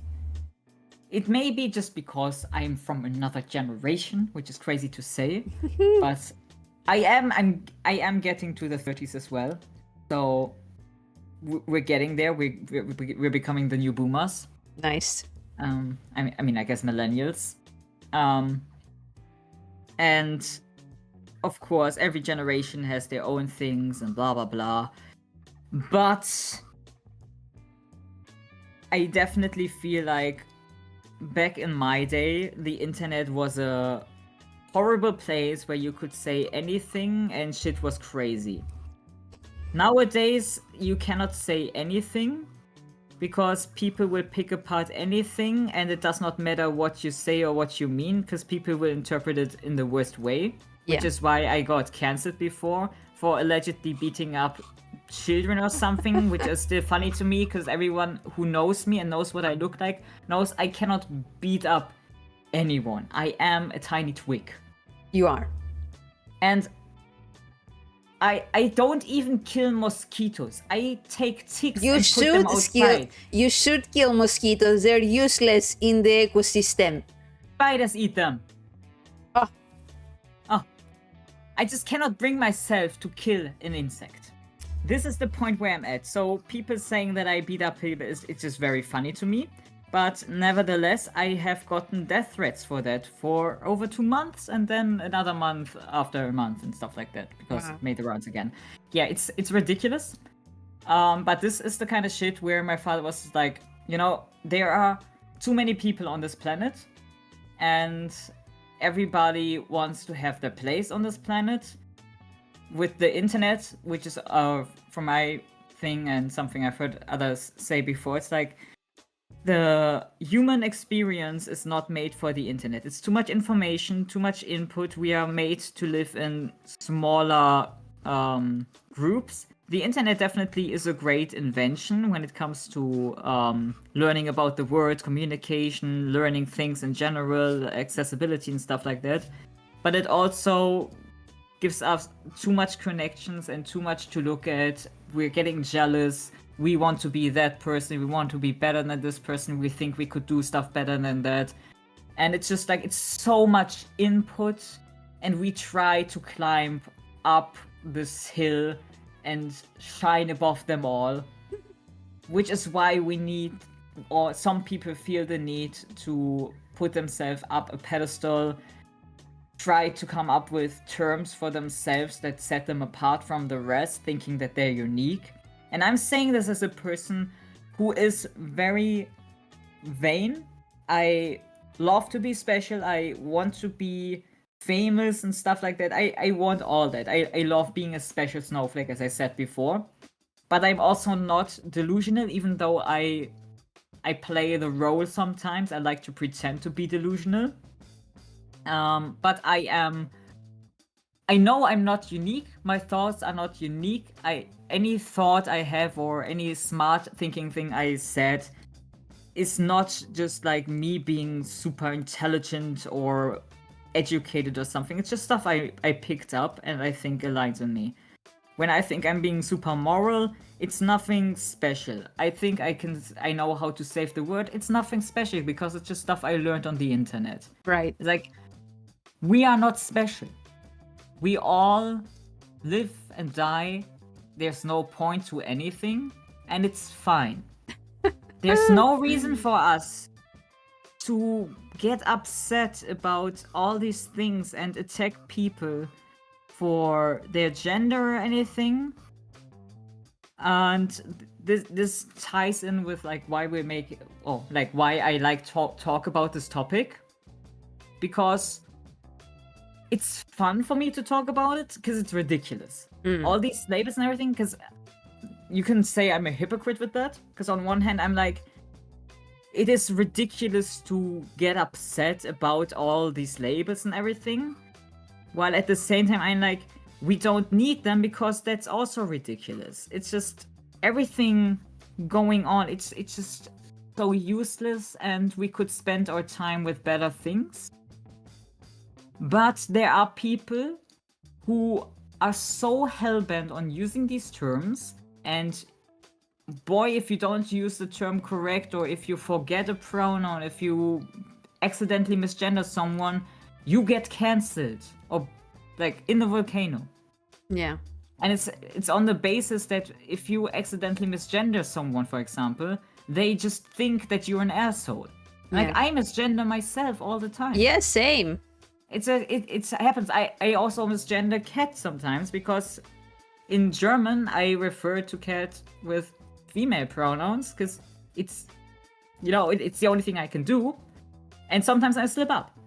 I think we are on the point where it's like, of course we don't expect that there's any malice behind it, but there are people, and I've known these people, I threw them out of my circle, because if you accidentally misgender them, they go off on you. Yeah. And it's just like, you cannot live in a world where you put up so many labels and they have such specific meanings, and then you cannot get mad at people for getting it wrong. Because this is where you lose me. You can tell me whatever pronouns, gender you identify with. Even if I don't agree or think it's stupid, I will respect you. I call you by what you want me to call you. I may slip up. It's not malicious. But I also expect from the other person that they understand that I'm trying my best here. Yeah. This is not as relevant, but because I want to say it, this is also comes into how, like, at least I was like, not sure if we should do this, because I was like, okay, well, we're gonna ruffle some feathers, right? But we are not like saying, oh, this is wrong. We are expressing our like confusion and our different views in, I think, a respectable way, right? At least I hope so. If not, I'm sorry, because that's not my intent. But it's like, okay, even though we are trying to have an intelligent a dialogue, if somebody comes in that has a different view, I'm like, okay, this person will want to cancel me or will want to attack. Whereas this is not an attack, you know what I mean? Yeah. Yeah. Yeah. Why you say like that? Is it an attack? No. Yeah, it's the thing that we mentioned before. It's like, there's always people who purposefully take everything the wrong way. Yeah. And when we say that, we may not agree with it, we may not understand it, if you are willing to have a respectful conversation, that's lovely. Leave a comment. Like, give us your point. But as soon as it gets disrespectful, I will write you off as an idiot. Because these things, and like there are other topics I like to talk about. I also like to talk about politics. I talk about politics a lot with my grandmother, for example, who comes from a time and she has views where I'm like, bro, what the fuck? She's my grandmother. But I can talk with her in a respectful and intellectual manner in some capacity, and I can show her the facts online, for example. So being able to have respectful adult conversations about things is great. And I learned this from our other friend, that you need other perspectives. And if you just block anything you don't like to hear, you will never grow. I had a lot of views. For example, I also used to be the kind of person who put my gender flag on everything, until the words reached me that, your sexuality doesn't fucking matter to anyone except for the person that you want to get intimate with. And I was sitting there, I was like, you know what? Actually, that's right. And suddenly I felt like, again, it's like, no shame on you for putting your sexuality out there. This is just for me. I'm like, you know what? I actually, like, there's no reason for me to put it out there. Yeah. So I'm not gonna do it. it's the same with my gender identity or anything. That's like, I am open with that I'm trans, but I'm not making it any big deal. I'm not putting it in my bio or something, because I just feel like it did not matter when I was female. I did not put my pronouns out there when I identified as female. So why would it matter now? Yeah. It's just like, yeah. What I will add to that is that I personally, I put that I put my pronouns just because, you know, I know that everybody, and they still do, everybody will refer to me as female and whatever. So while I understand, because I also in Greece, that's not gonna happen. But yeah, I do it because I also read somewhere, and I found that, you know, nice, very nice, that you mostly do it to normalize people, you know, being open about themselves. And I found that, you know, nice. And I was like, okay, yeah, I see it like that. So that's why I think that's, you know, if you don't want to do it, great, fine. But if you also do it, that's also, you know, it's not a bad thing. Yeah, I think this is also just a thing where context matters, because I think I have my gender, and I just wrote that I'm male. I think I have it on my Reddit because people have asked me, because they were not sure how to address me. I think nowadays, especially like with all the different genders being more prominent, it does make more sense to put your pronouns somewhere, like just to help people. Because also other people may be uncomfortable, and I'm not the kind of person who's like, oh, I want to make everyone on the internet comfortable, because fuck everyone on the internet. But I can definitely see how some people are like, oh my god, I don't know how to address you, I'm so sorry. Because I had this happen to me, so it does make sense sometimes, depending on what your presence online is. For a streamer, for example, when you interact and chat with people, definitely it makes sense to help them when you have a gender that maybe differs from what people perceive think you you are. as, yeah. Because I also, on your streams and everything, new people also refer to me as a woman. Yeah, I don't think as not much as anymore, much. but Yeah, it happened a lot, and I'm like whatever. I don't care. I think it's funny. yeah. But I'm also not as delusional. I know that my voice isn't still not very super masculine, I think, so I can definitely understand why people would assume I'm a woman.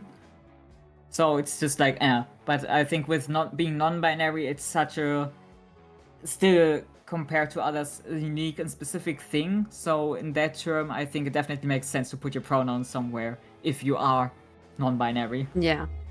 But yeah, another a slight parenthesis. People misgender me all the time. However, I'm completely used to it because, you know, it is what it is. So we ask for the same courtesy if we accidentally, you know, make a mistake. Yeah. It's like we are, I think we can just say it, we are making this video for multiple reasons. One, to just like talk. Because as I said before, I think it's an interesting topic, and sometimes you just want to talk about, like get the thoughts out there. Because I think even us just talking about it, maybe we hear some stuff from each other that we're like, oh yeah, actually, good point, or or when Kat says, you know, I don't fully agree with it, and like I understand what you mean, but I see this differently. It's fine. I think I am in many ways set in my ways, but to this day, sometimes I hear stuff and I'm like, you know what, actually, maybe I should rethink my position on this. And the point of putting videos like this out there is for people who maybe also set in their ways to hear other perspectives and make their own opinion. If you agree with us, or if you don't agree with us, even if you don't agree with us, maybe you heard something here that makes you disagree with us even more, but that only forms your opinion more. Yeah. A friend of mine I met years ago was very set in the way that LGBT is bad, and they actually thanked me for introducing them to LGBT stuff just through who I am and me coming out to them, because they were like, I would have become such a bigot, but thanks to me, they catch themselves before going down that rabbit hole. And like, this is why videos like this and conversations like this are very important. May not change anyone's opinion, but it makes you think about stuff and maybe helps you form your own opinion in the end. Yeah. Even if your opinion is like LGBT is shit, but okay, I can respect you because you're not hurting me. Yeah, and as long as you're not like, oh, this there's a gay character in my video game, I'm gonna cancel the video game, or ask people to, what's the word? Not buy it. Boycott. Boycott. Yeah.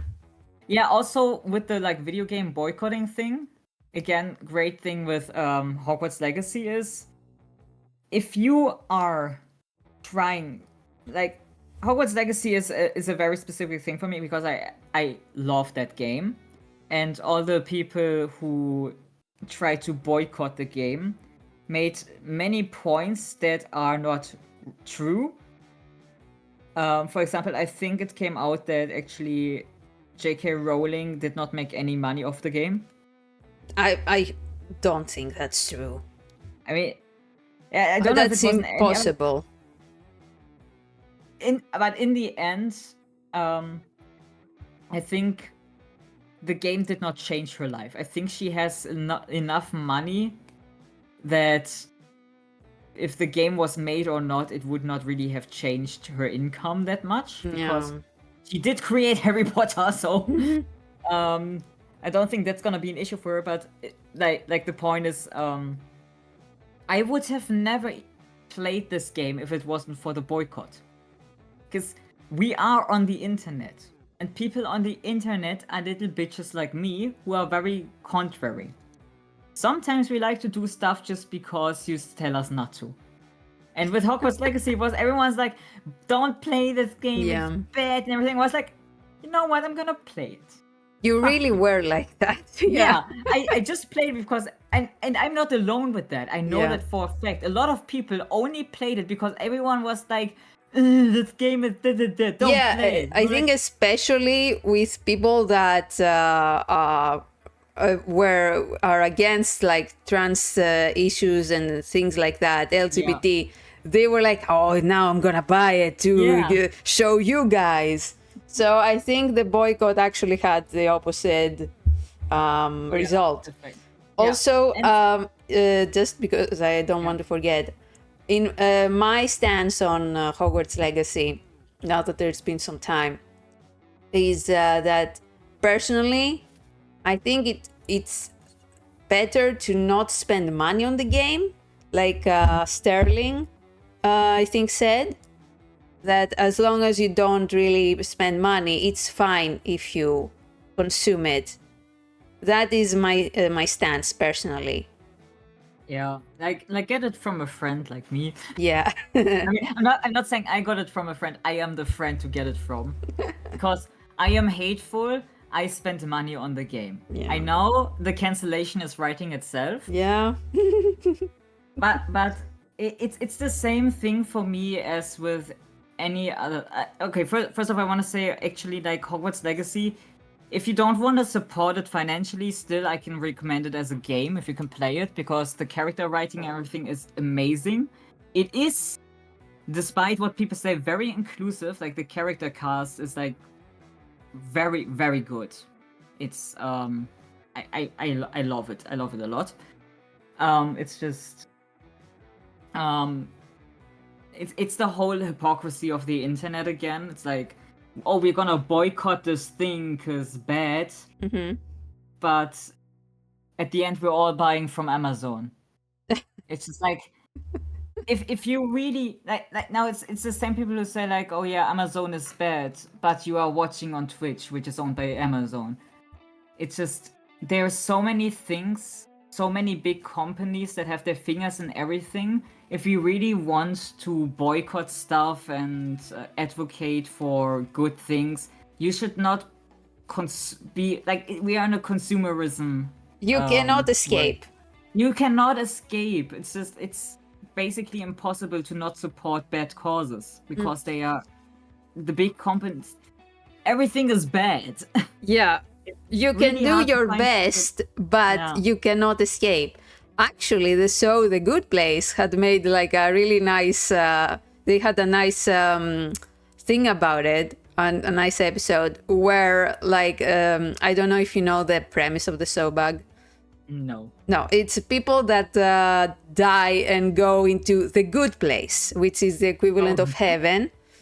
And, anyway, shit happens, but eventually they're trying to find out who is actually worthy of being in heaven, right?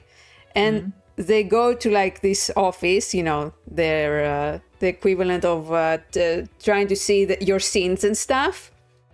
And they have this the most perfect being, the most like no sins, no nothing, and this guy is like, oh good, he has a good start. Well, he still can't go. Well, why? Because he consumed a potato that was made in bad factories in 1987. Like you cannot escape. Yeah, that's just it. It's like, I am not going out of my way to support bad businesses or bad causes. I don't think any normal thinking person does that. But we are not like the general person is not educated enough or invested enough to avoid everything bad. And it's ridiculous to hold people accountable for stuff like that, because it's virtually impossible. Yeah. And if I want to consume a bad game, like I say bad game like that is connected to a bad person, it's like, I want to play the fucking game. I'm not playing this game because I want to support the ideals of the person behind it. It took me a moment to really decide if I want to play it, because at first I was like, I didn't really care that much. But the more I actually looked into the game, I was like, this looks actually like something I would enjoy. So the coming to terms with like, I would enjoy this, I have my opinions, and as a trans person, I was also like, I want to know if this game is really like this bad, because people were saying it's super transphobic and shit like that. And I was like, An anti-Semitic. yeah, which by the way, it's not. And it goes back to the same thing where I was like, if you look at this thing and think it's anti-Semitic, I think the problem is within you, that this is the first thing you think of when looking at this. Because Interesting. Yeah. I mean, of course, some like this is not a baseline, because of course you can look at anti-Semitic things and say like, oh yeah, this is anti-Semitic, but there are often things where people are like, oh, this is this and blah blah blah. I'm like, how the fuck do you get there? Like with Still Wakes the Deep, where someone was like, oh, you like this character, but he's a blah blah blah. I was like, huh? I played this game 2 or 3 times now and I didn't even know. What the fuck is wrong with you? Like, people are interpreting things and I'm just like, bro, I cannot enjoy anything because people are insane. Yeah, this actually goes into another topic, which we can also talk about. Yeah. What's a nice way to describe it? The people nowadays do not allow you to enjoy things just, like in media. It's like, if you don't like a purely good thing, you're bad. Like, if you like a character that's evil, oh, it means you're evil. It means you support his evil acts. Whereas it's like, no, dude, I enjoy him as a character. It's not that deep. Yeah. Can you hold the thought? I want to get something to drink because I love this topic. I love this topic so much. I know you know I love this topic. I'm also gonna pause and I'll be right back. Okay. I'm back. We're back. Where were we? My favorite topic. Yeah. Another cancelable thing. Fiction versus reality. Yeah. Yeah. I have. This is what I mean when I say there are a lot of topics similar to what we were just talking about that I just love to talk about, but it's hard to talk about with people. Yeah. Because opinions, man. I love. It's not a secret. I love evil characters. Yeah. I love the bad boys. And as someone who unfortunately was active in the Five Nights at Freddy's community, I am very familiar with how people react to your problematic faffs. And it's always been so funny to me, because it's like, we all love William Afton.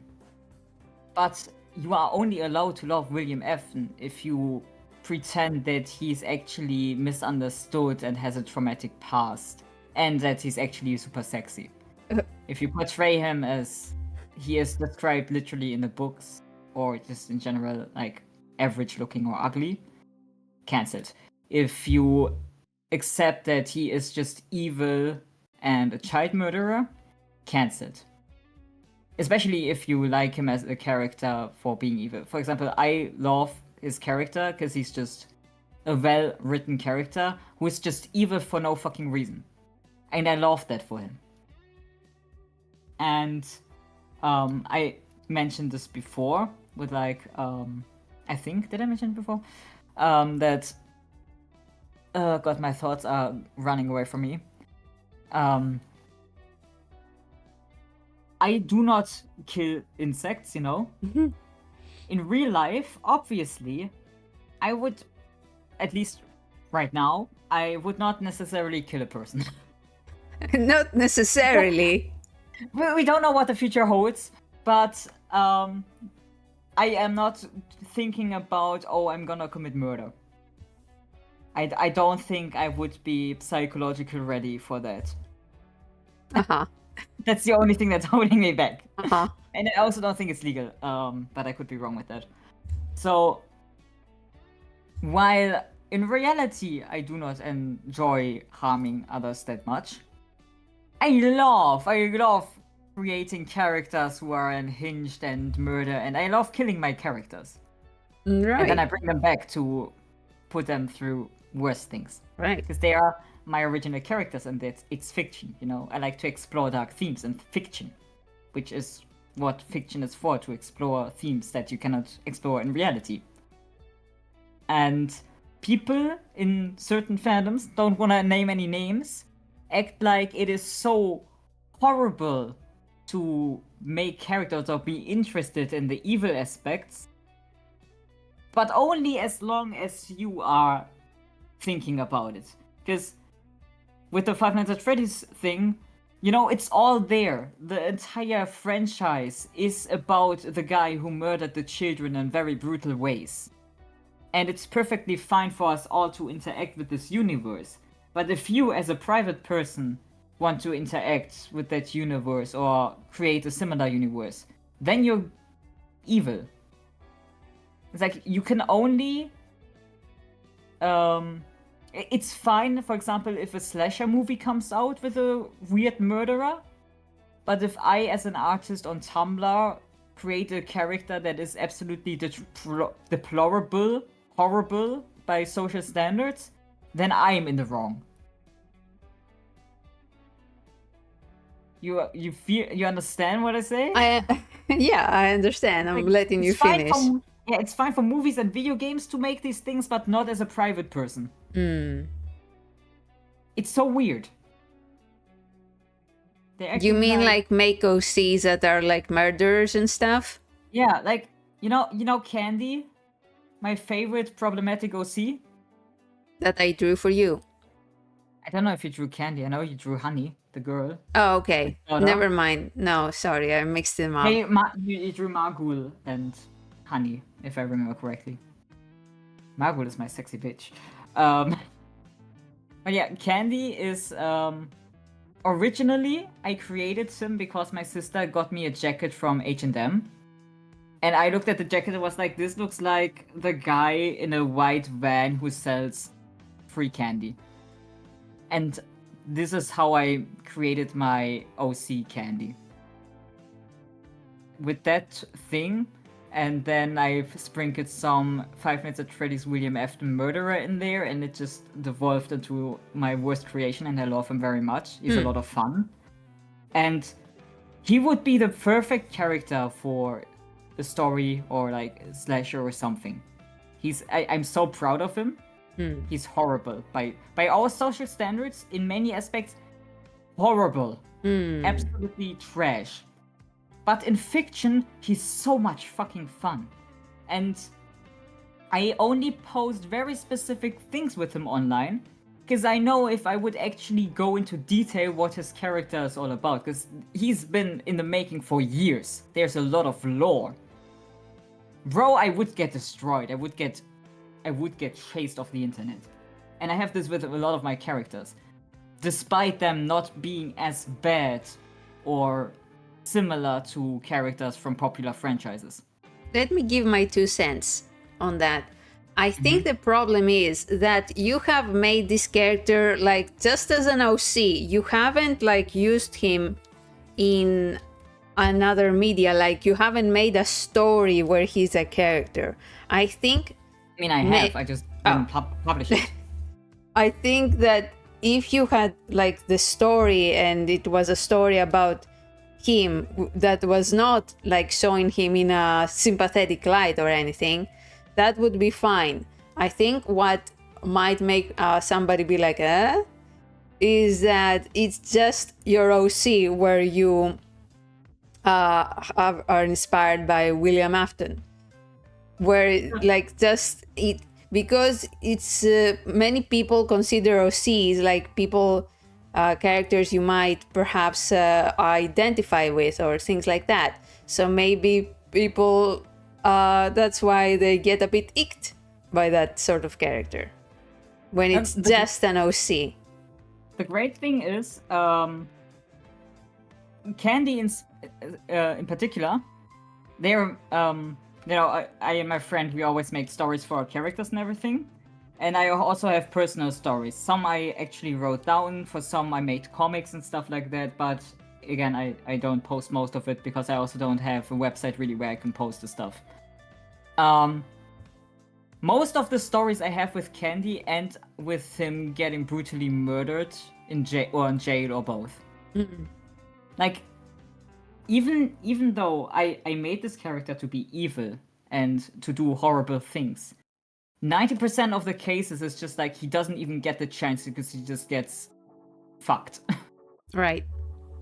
Because I have this very specific taste where I like to have deplorable characters in multiple ways that are just the little bitches, and I love to have them get a reality check. I just love to have my little bitch boys and destroy them. And then they get better, hopefully. I don't know why, but I like this concept a lot. Because also the concept that my Vampire the Masquerade character is based on. I'm sure if we psychologically delve into this, we could find many interesting things about you. I mean, I do have a humiliation kink, and technically if you have a high-ranking guy who gets beaten into the ground and then has to like live with that and grow from it, I guess that's a kind of humiliation, I guess.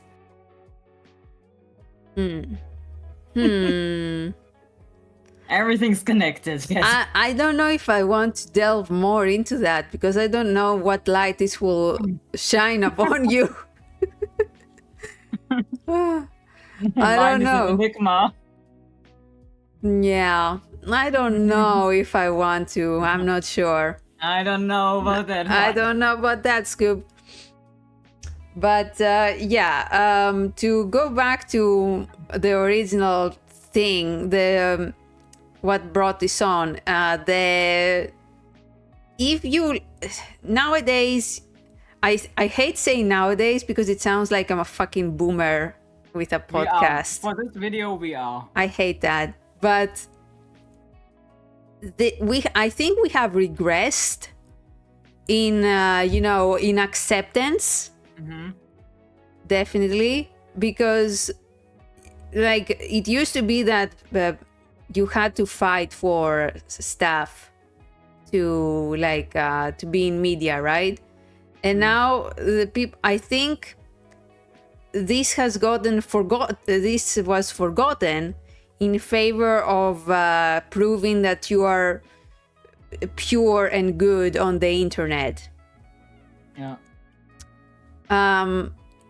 Like you cannot like this character, or if you like this character, prove your worth, or bullshit like that.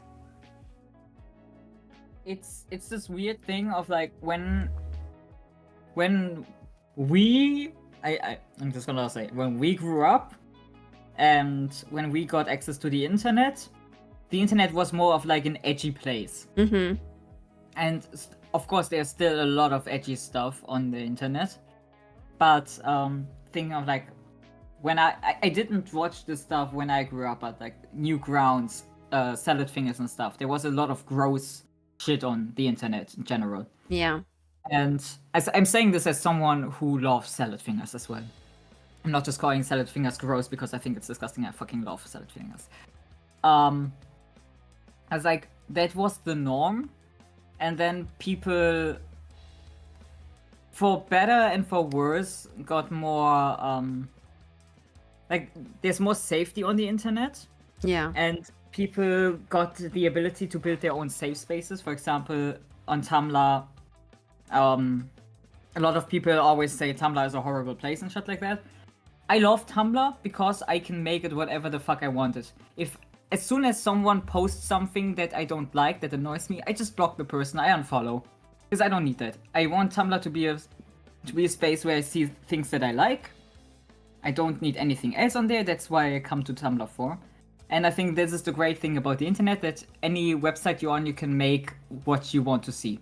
Nobody is forcing you to see something you don't want to, except for if you're on Twitter X, then you have Elon Musk. But other than that, yeah, the new blocking feature is amazing. Yeah. But other than that, this is the great thing about the internet. You can make it what you want. But the problem then, I think, is that it turned into something that is, everybody wants their safe space, but also nobody wants to be forced to take responsibility for what they see. So over the years, it kind of went from you have to be careful on the internet to people on the internet have to be careful, and they have to care about me. The whole what's always been the rule that you have to be 13 years old to go onto a website, and the internet was never really for children. There were a few children pages where I was allowed on, and then there are people now who are like, no, children are on the internet, so we need to make it clean and safe. And because of that, it all is like, because like the people who try to cancel me, especially from the Five Nights at Freddy's fandom, are like 12 years old. Right. Those are children. And why are you here? Yeah, it's like, I don't want to go like too deep into the Five Nights at Freddy's thing again, because it's so tiring. It's like the same thing, it's like, if you are a child, you should not consume Five Nights at Freddy's. It's not like Five Nights at Freddy's is like super graphic or anything. The themes in it are something that I would not give my child. But this is also like a culture thing again, because American culture, for example, which I think is very heavily represented in these spaces, is very different from here. For example, with like nudity and sexual topics, because they views, I like from what I experience and what I know from talking to American people, because I've been in contact with a lot of American people, is like they sometimes view sexual themes worse than violence. They do. And like I grew up as a German, I grew up with, if I'm on the TV too late, I can just watch people playing football naked, soccer, whatever you want to call it. It's like, yeah, those are naked bodies. It's just, it's not something I'm like shocked about. It's just like, it's nudity, it's sex, it's whatever, it's part of life.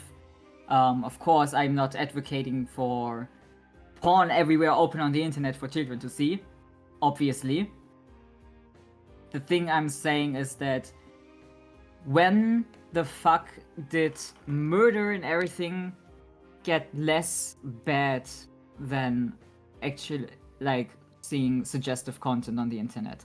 And this was something that I picked up on, I think one of the first things I picked up on, because that was something that people argued with me about, where I'm like, where I was just like, how the fuck is like this your problem with the character, the sexual part, and not the fact that he murders stuff? Yeah, it's weird. It's really it's wrong on many levels, and it says a lot about also the type of characters that and the type of people that are shamed when they saw an interest in the sexual parts. Yeah. Like, it doesn't even have to be a thing where like the sexual part is not controversial. It's like both can be bad. Just when your focus immediately goes over the with William Afton, for example. Yeah. Yeah, I know, but it's such an easy Example. thing. Like the Five Nights at Freddy's fandom is so easy to pick apart because it's so out there. This artist that I absolutely love made a comic years and years and years and years ago that some people interpreted as sexual, which it was not meant to be. And to this day, people are hung up on this. And like, why is your problem that there might be sexual undertones with this character who is a child murderer? Like, I think there being maybe some visual sexual innuendo in there is less of a problem if you think that this guy is murdering children all the time. It's what he does. Mm-hmm. Like that, it's just both things are bad in that context, if that context was there. But definitely the child murderer thing should already put you off. But these people are then like people who are complaining about sexual aspects and like the thing.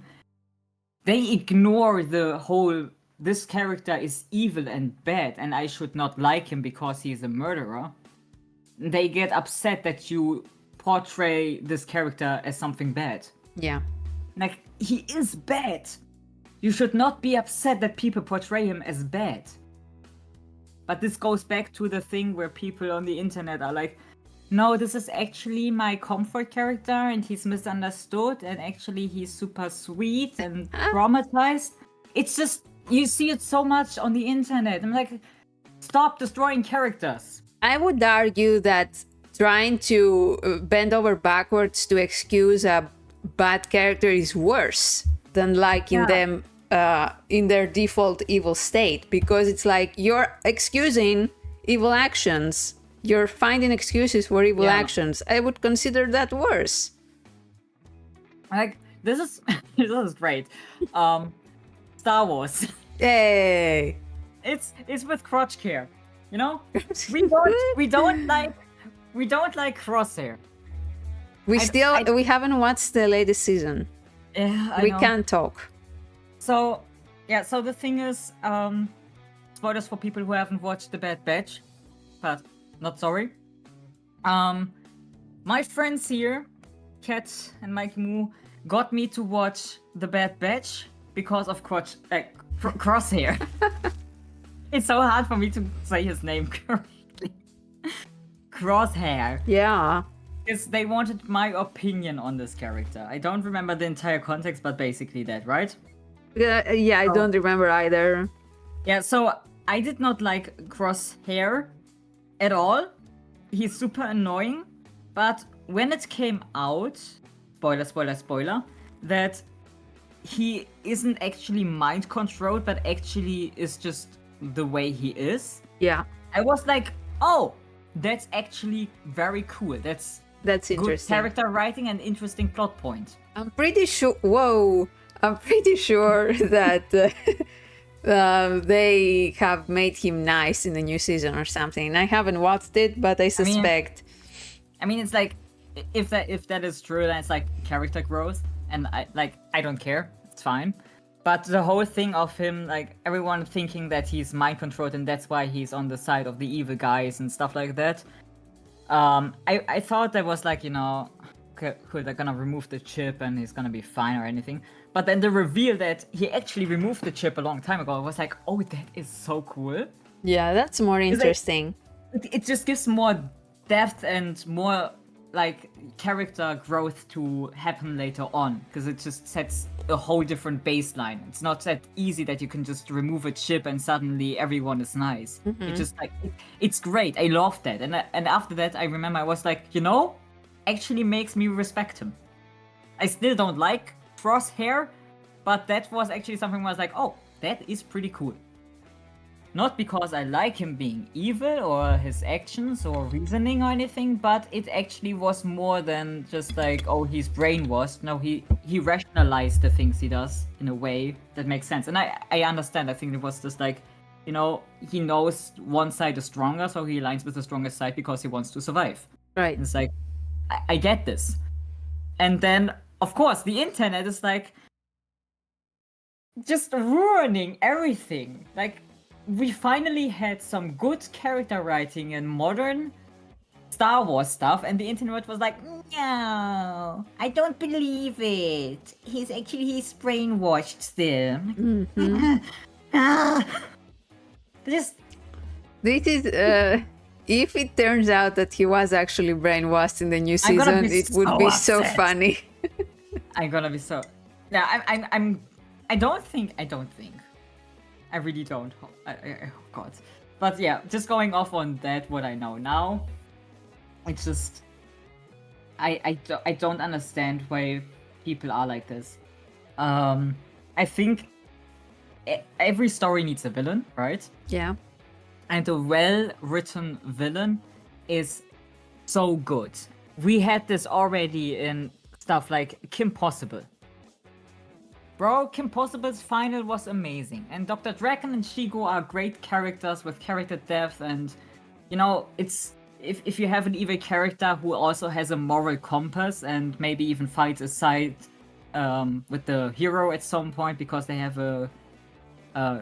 another stronger villain that they need to be together. I love this kind of shit. It's just good writing most cases. And when you are online and you see evil characters and you want to, for example, even if you want to take your own character or self-insert ship you with them, and you destroy the character because you cannot take him the way he is, then just like, make your own character. It's this thing where I'm like, if you are into that kind of shit, whatever, do it. It's not for me. I have the same with my One Piece group right now, where they take their own self-insert Mary Sue and just throw them in there. And I'm like, yeah, but that kind of destroys the whole actual plot of the thing and the reason why the character is the way they are. Because that's how I view these things. I'm like, if you have to change the character up to make it work in your little world, to the point where the original character has nothing to do with what you made him, then I'm like, why do you even like the character? You like the design, maybe. Yeah, this is a very common thing in fandom where they just take a character and they're like, oh, I'll just take like they like their look or something. And then they just fucking give them a personality transplant. Yeah, it's why I have this, there are a lot of characters in fiction that I'm into. A lot. And I have a few chosen fan arts that I either got gifted or I think one was a commission that I commissioned. Of me or my characters with the characters I liked from the franchise. And I know it's super funny to me because I know for a fact that only one of these drawings I actually commissioned, and even with the one that I commissioned, I was just like, just go ham. I don't care. Don't change the character. I know he's a killer. just do whatever you want. And all of these pictures that I got with me, my self-inserts or whatever, and the characters I like, always is them choking me. It's so funny to me that everyone who draws me or something that represents me is just like, oh yeah, get choked. I don't know what that tells. What's that supposed to mean? Who the fuck knows? It's super funny to me, but it's the thing when like, I don't really like self-inserts. I have the same thing with my One Piece character right now. I'm like, yeah, I have characters, like 2 characters in One Piece that I like, but I just cannot imagine shipping them with my character, just because they are not romantic or sexual characters in any way, and it just feels wrong for me. Because I would have to change the character so much to just make a romance happen. Yeah, I also don't do self-inserts at all. Yeah. I just rather look at the character that I like the way they are supposed to be, because I like the characters because of the way they are written and portrayed in the medium they're from. Of course, some characters I'm like, porn, nice. But it's very rare, because I also don't like porn that much. I know, shocking. But just like most of the characters I like just do not lend themselves for this stuff. I already went all out of my way to draw kind of fluff, wholesome stuff with Balthazar from Baldur's Gate 3, which is already very weird. But that's like, I did not go further. Yeah. Because it just does not feel right to me, and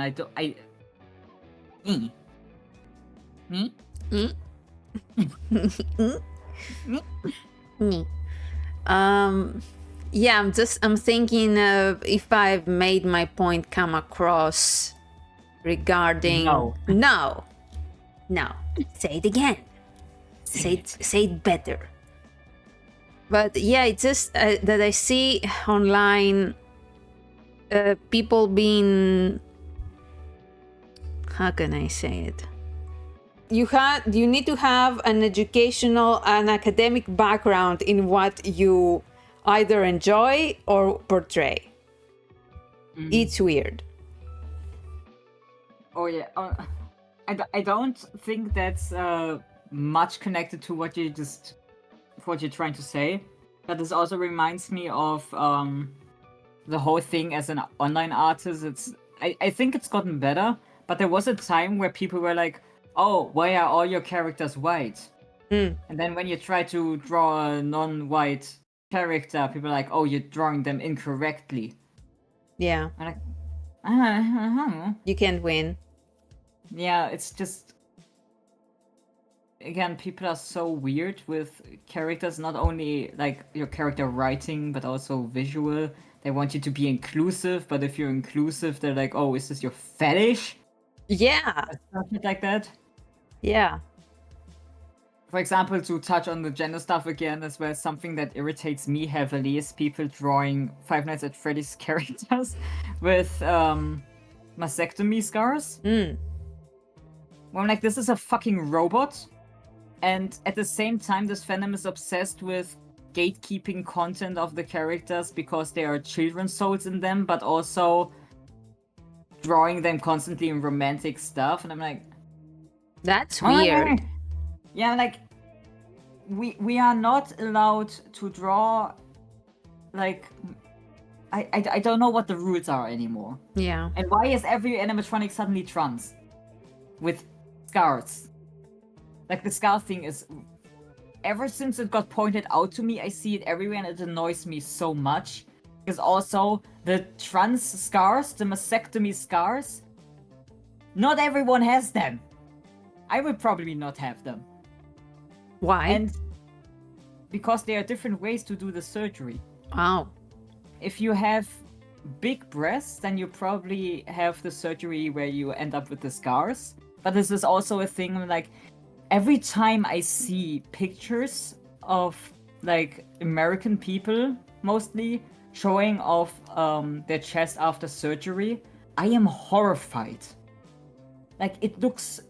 Most of the cases, it looks so bad. I'm like, I would sue them. I would sue the hospital if I ended up looking like this. The standard over there, I think, is just so low for this. I'm like, this this actually looks like disfigurement a lot of cases. I don't have enough information to Yeah. discuss this. Yeah, it's just something that I noticed. I think maybe that is one of the reasons why they like to portray these scars to be like, yeah, this is actually normal. But I'm like, it's not necessarily normal that everybody has these scars, and especially not a robot. Yeah, not a robot. I love that you talked about trans cars in America by talking about Five Nights. I know this is a very uncomfortable topic, but I'm just saying the medical standards, and like I just brought this up because I think maybe that's why they are so obsessed with these scars and representing them, because they want to normalize these scars being so prominent, despite them not actually having to be like that. I can see that. Because why do the robots have the scars? You need to pick a topic. Is it FNAF you want to talk about, or trans scars in America? I just cannot get over the fact that I also saw Transformers. Transformers with the trans scars. It's a fucking car. It's a car. Yes. It's a car. Beep, beep beep. I just to say that I have no. I'm uneducated. Okay, educate me. But I think what's happening here is that perhaps it's a sign of like showcasing your identity, like saying, hey, I'm proud. Yeah. Here they are, you know? Yeah. Yeah, I think I mean, it's probably not I think it's a fact that people love to identify with the characters that they like, which makes sense to me. I also like to, or I identify with the characters I like because I probably like the characters because I identify with them. Like the child murderers, because you hit children. There we go, full circle. Full circle. So it's also like to be inclusive and representation, because for me,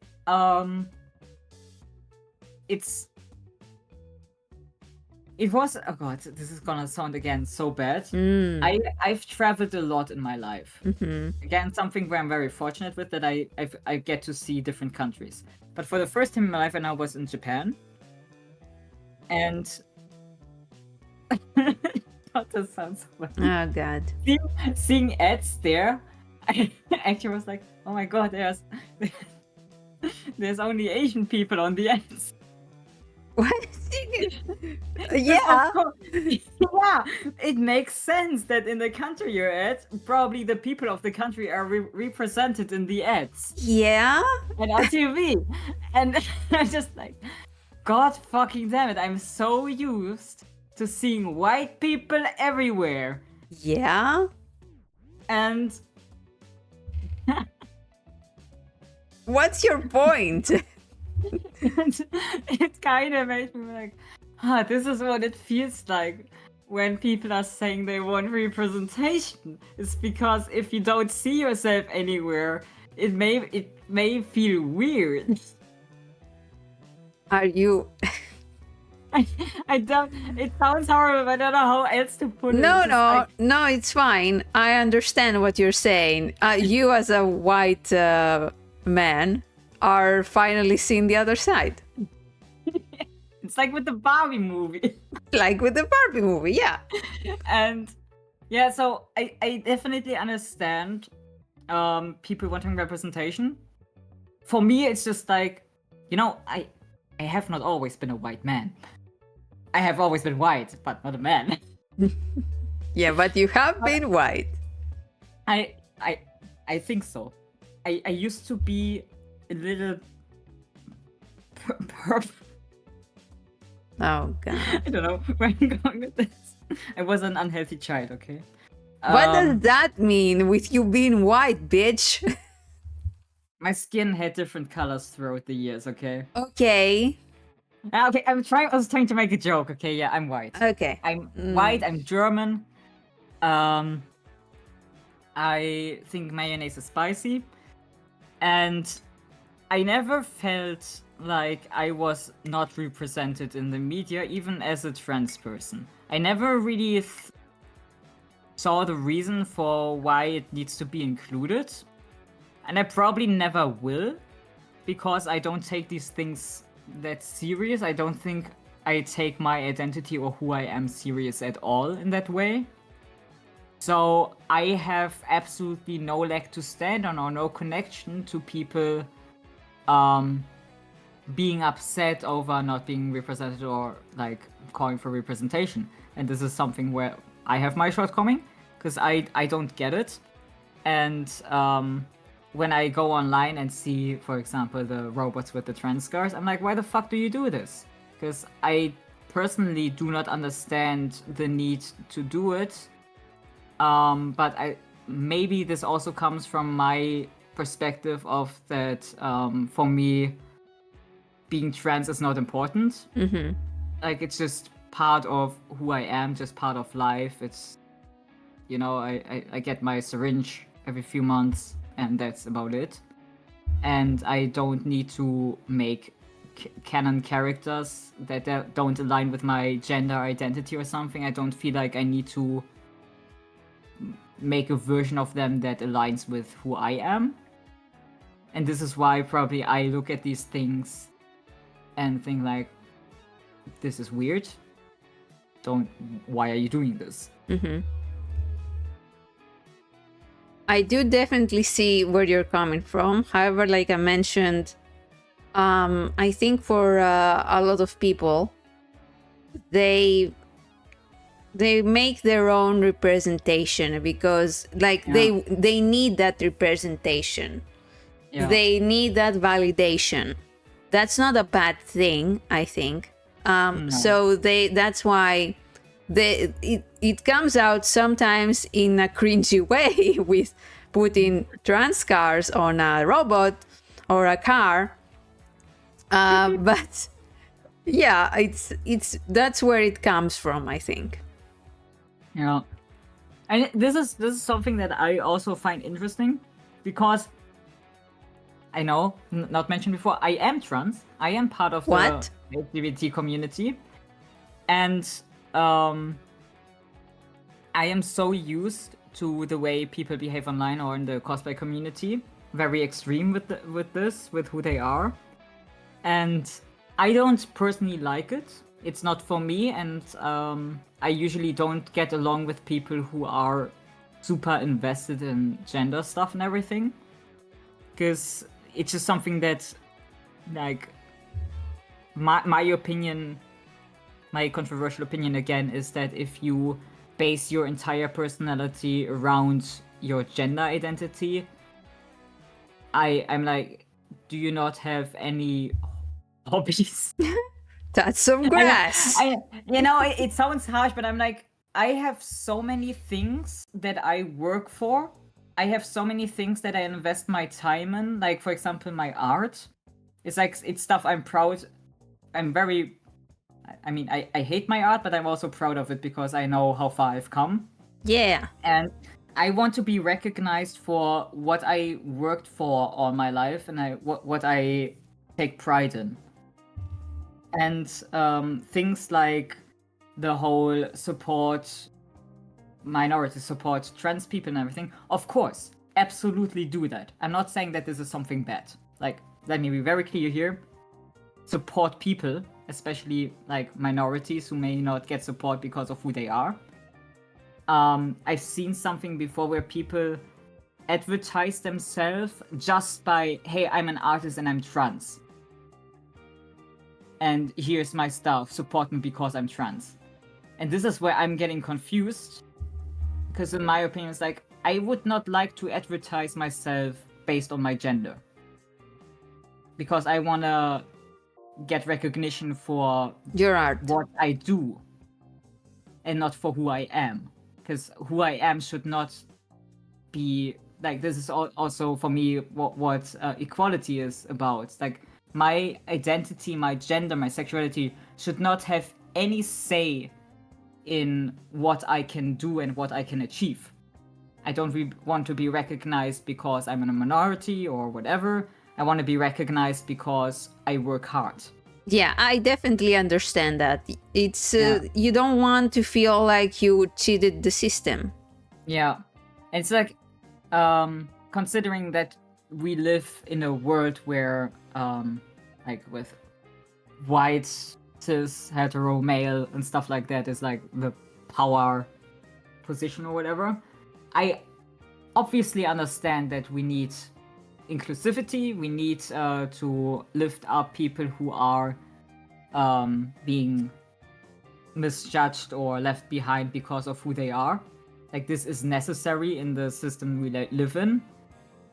It's just this very specific thing that I see online that I'm talking about. This very specific thing where people expect you or demand you to look up to them and listen to them just because of who they are. Like, it's a very, very specific thing that I'm trying to talk about here.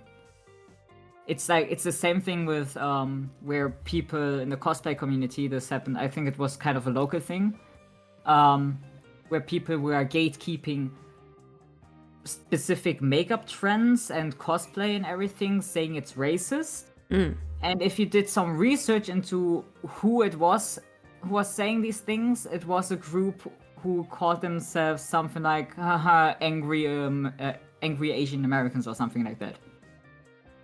And it's like people who complain about things and try to gatekeep and everything. Those are the people who are always like, I am the top, you have to listen to me, I know how it's done right, I make the rules. And those are the people who I've also seen online being like, hey, support me because like I'm not making this up. This is literally posts that I've seen where people say, support me because I am a trans whatever. Right. And like, but why? Like, sure, I can support you, but I'm not gonna support you just because you tell me to support you because of your gender. Yeah, I think that It's this- a weird thing.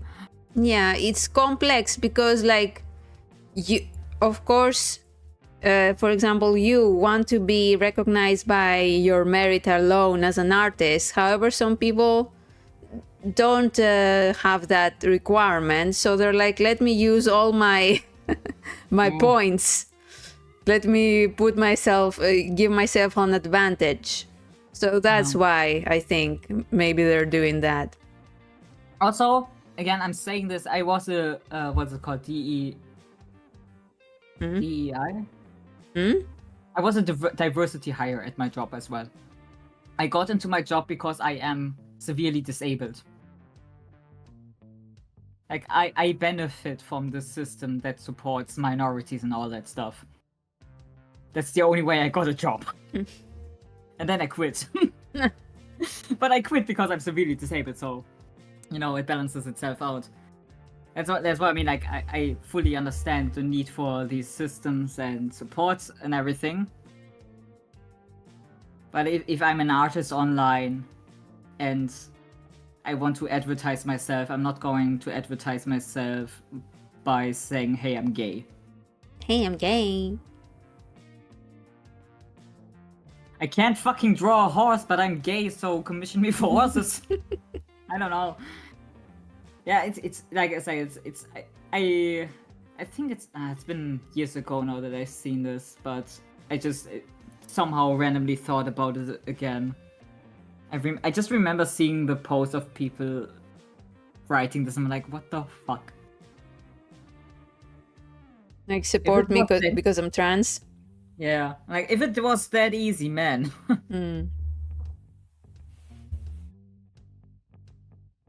Like, especially if that person is an asshole. Like, this is also a nice topic, because people get upset if you portray LGBT people as bad. Right. Because it's like this glorification that if you are gay or something, you cannot be a bad person. Yeah, like- this ties in with like the purely good consummation of media. This Yeah. ties in.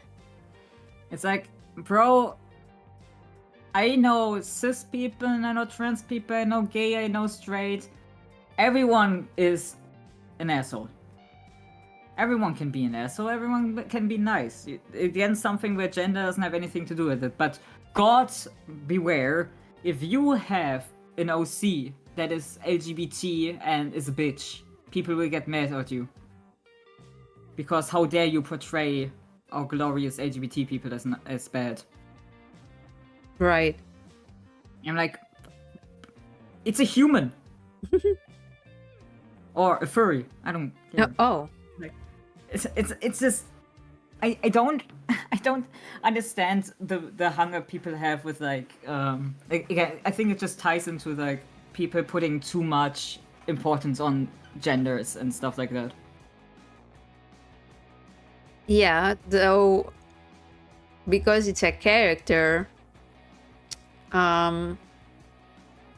their gender is part of what they present. I don't know what I want to say. I think I know what you want to say.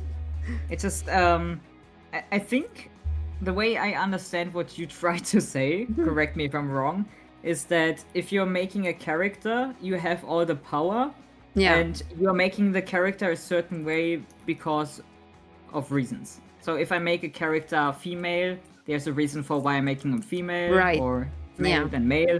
And if I make a character female and then make that character a bitch, it's like I have a reason for why I made a female bitch. Yeah. This is where I would disagree, because my characters, I have so many characters, and they're all very random.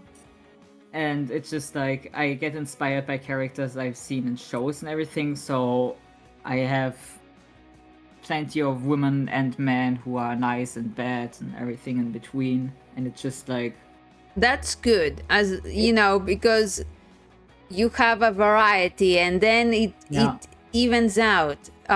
It becomes a problem where you're like, oh, these are my 20 OCs. The 10 male are good, the 10 female are bad. Yeah, okay. Yeah, then it's again context. Yeah. It's like I have so many characters and I constantly make new characters, and it's always like I make the base of the character, and then over the years, using them in stories and games and stuff like that, they become their own thing. Like I give up the control, and a few years later I'm like, how the fuck did we get here? I used to have a character who was a panda. Oh. Now they're a woman. Oh. Transition. Yeah. Shit. Transspecial transition. It's just this is why I like OCs, because I mean this is also how I think most of the manga and stuff start. You just have a person there who has their own characters, and they start writing a story, and that story evolves into some crazy shit, and then they publish it, and boom, you have a manga.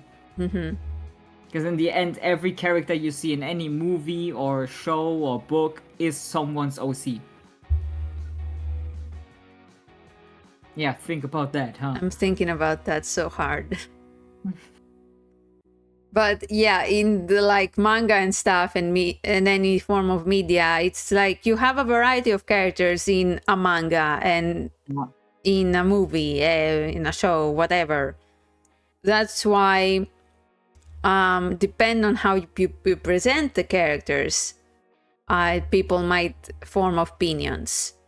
However, this is a double-edged sword in some ways, because now it's like, oh, you cannot have a female character be a bitch, whereas maybe the character is a bitch because the character is a bitch, not because a female character is a bitch. You know what I'm saying?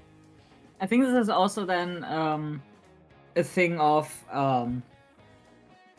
interpretation and what you expect of someone. Because as someone who makes content, like we are doing right now, we can only create the content, release it to the public, and hope that people take it in a charitable way. Right, yeah. It's the same with a conversation. I give my part, and I hope that the other person does their part to try to understand what I'm trying to convey and react in a charitable way again. So when I make my characters and I put them out in the world, I hope that people view it, if they are invested in even checking out my characters, I hope they view it in the grand scheme and don't nitpick one character and base all their opinions on me on that one character. Because again, like with characters like Candy, I would have big problems. I think I used to have more female characters, now I have, I think, more male characters. Which probably also is connected to me back in the day being female presenting and more interested in feminine things maybe, and just being around more women. And now I am lusting lusting after older men. Most of my characters are older men. It's just like, it also shifts with your interest. Right. But also, a majority of my male characters are assholes just because I have more male characters. Or maybe you're an asshole.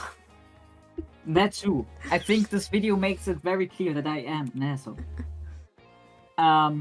But it just, that's what I mean, like, I have to trust people from the outside that they take my characters and don't think that my characters represent what I believe and what I'm all about. Because my characters are not just my creation, but also what happened or what they became after I put them through 10,000 stories with my friends and stuff like that. So they are an accumulation of my creativity, my friends' creativity, random thoughts, experiments, alternate universe ideas.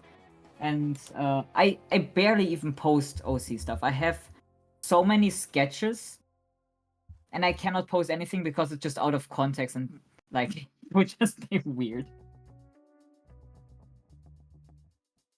God, if people knew. People knew about the cat ears. What? The dragon. I have a dragon alternate universe where I just turned a bunch of my characters into dragons. Oh, yeah, you mentioned that. Yeah, I love dragons. They look very cool. They do. That's why I put a little dragon there for you. Just kidding, I didn't put it for you. Oh. You know what would be cool if that dragon would be like the gaping dragon from Dark Souls? Yeah. And if you feed him, he just unfolds. Yeah. It's a tiny, it shows just a tiny mouth at first, and then you feed it and it's like, wah. Yeah, just like the tiny crocodile peeking above the table counter. Yeah. Yeah.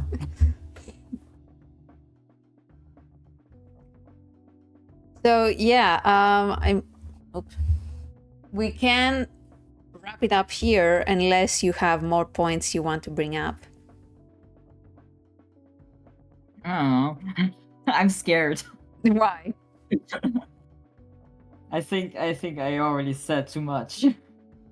I mean, I don't think we were too bad, were we? Were we? I mean, from our perspective, not. It's just now we have to hope that whoever watches and listens to this, that they will understand that we mean no harm and we come in peace. We come in peace. We come and piss. Is there any part that you want to take out? I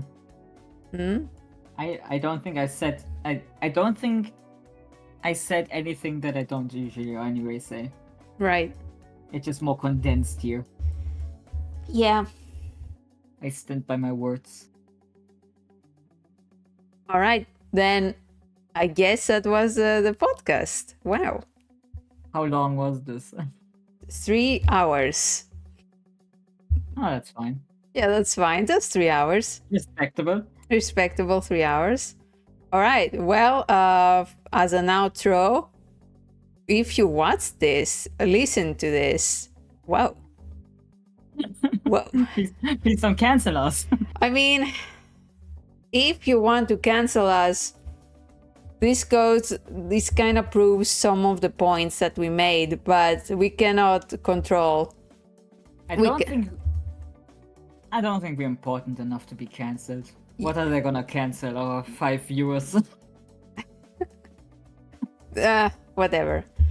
I'm always the viewership. The viewership. Yeah, it's gonna plummet.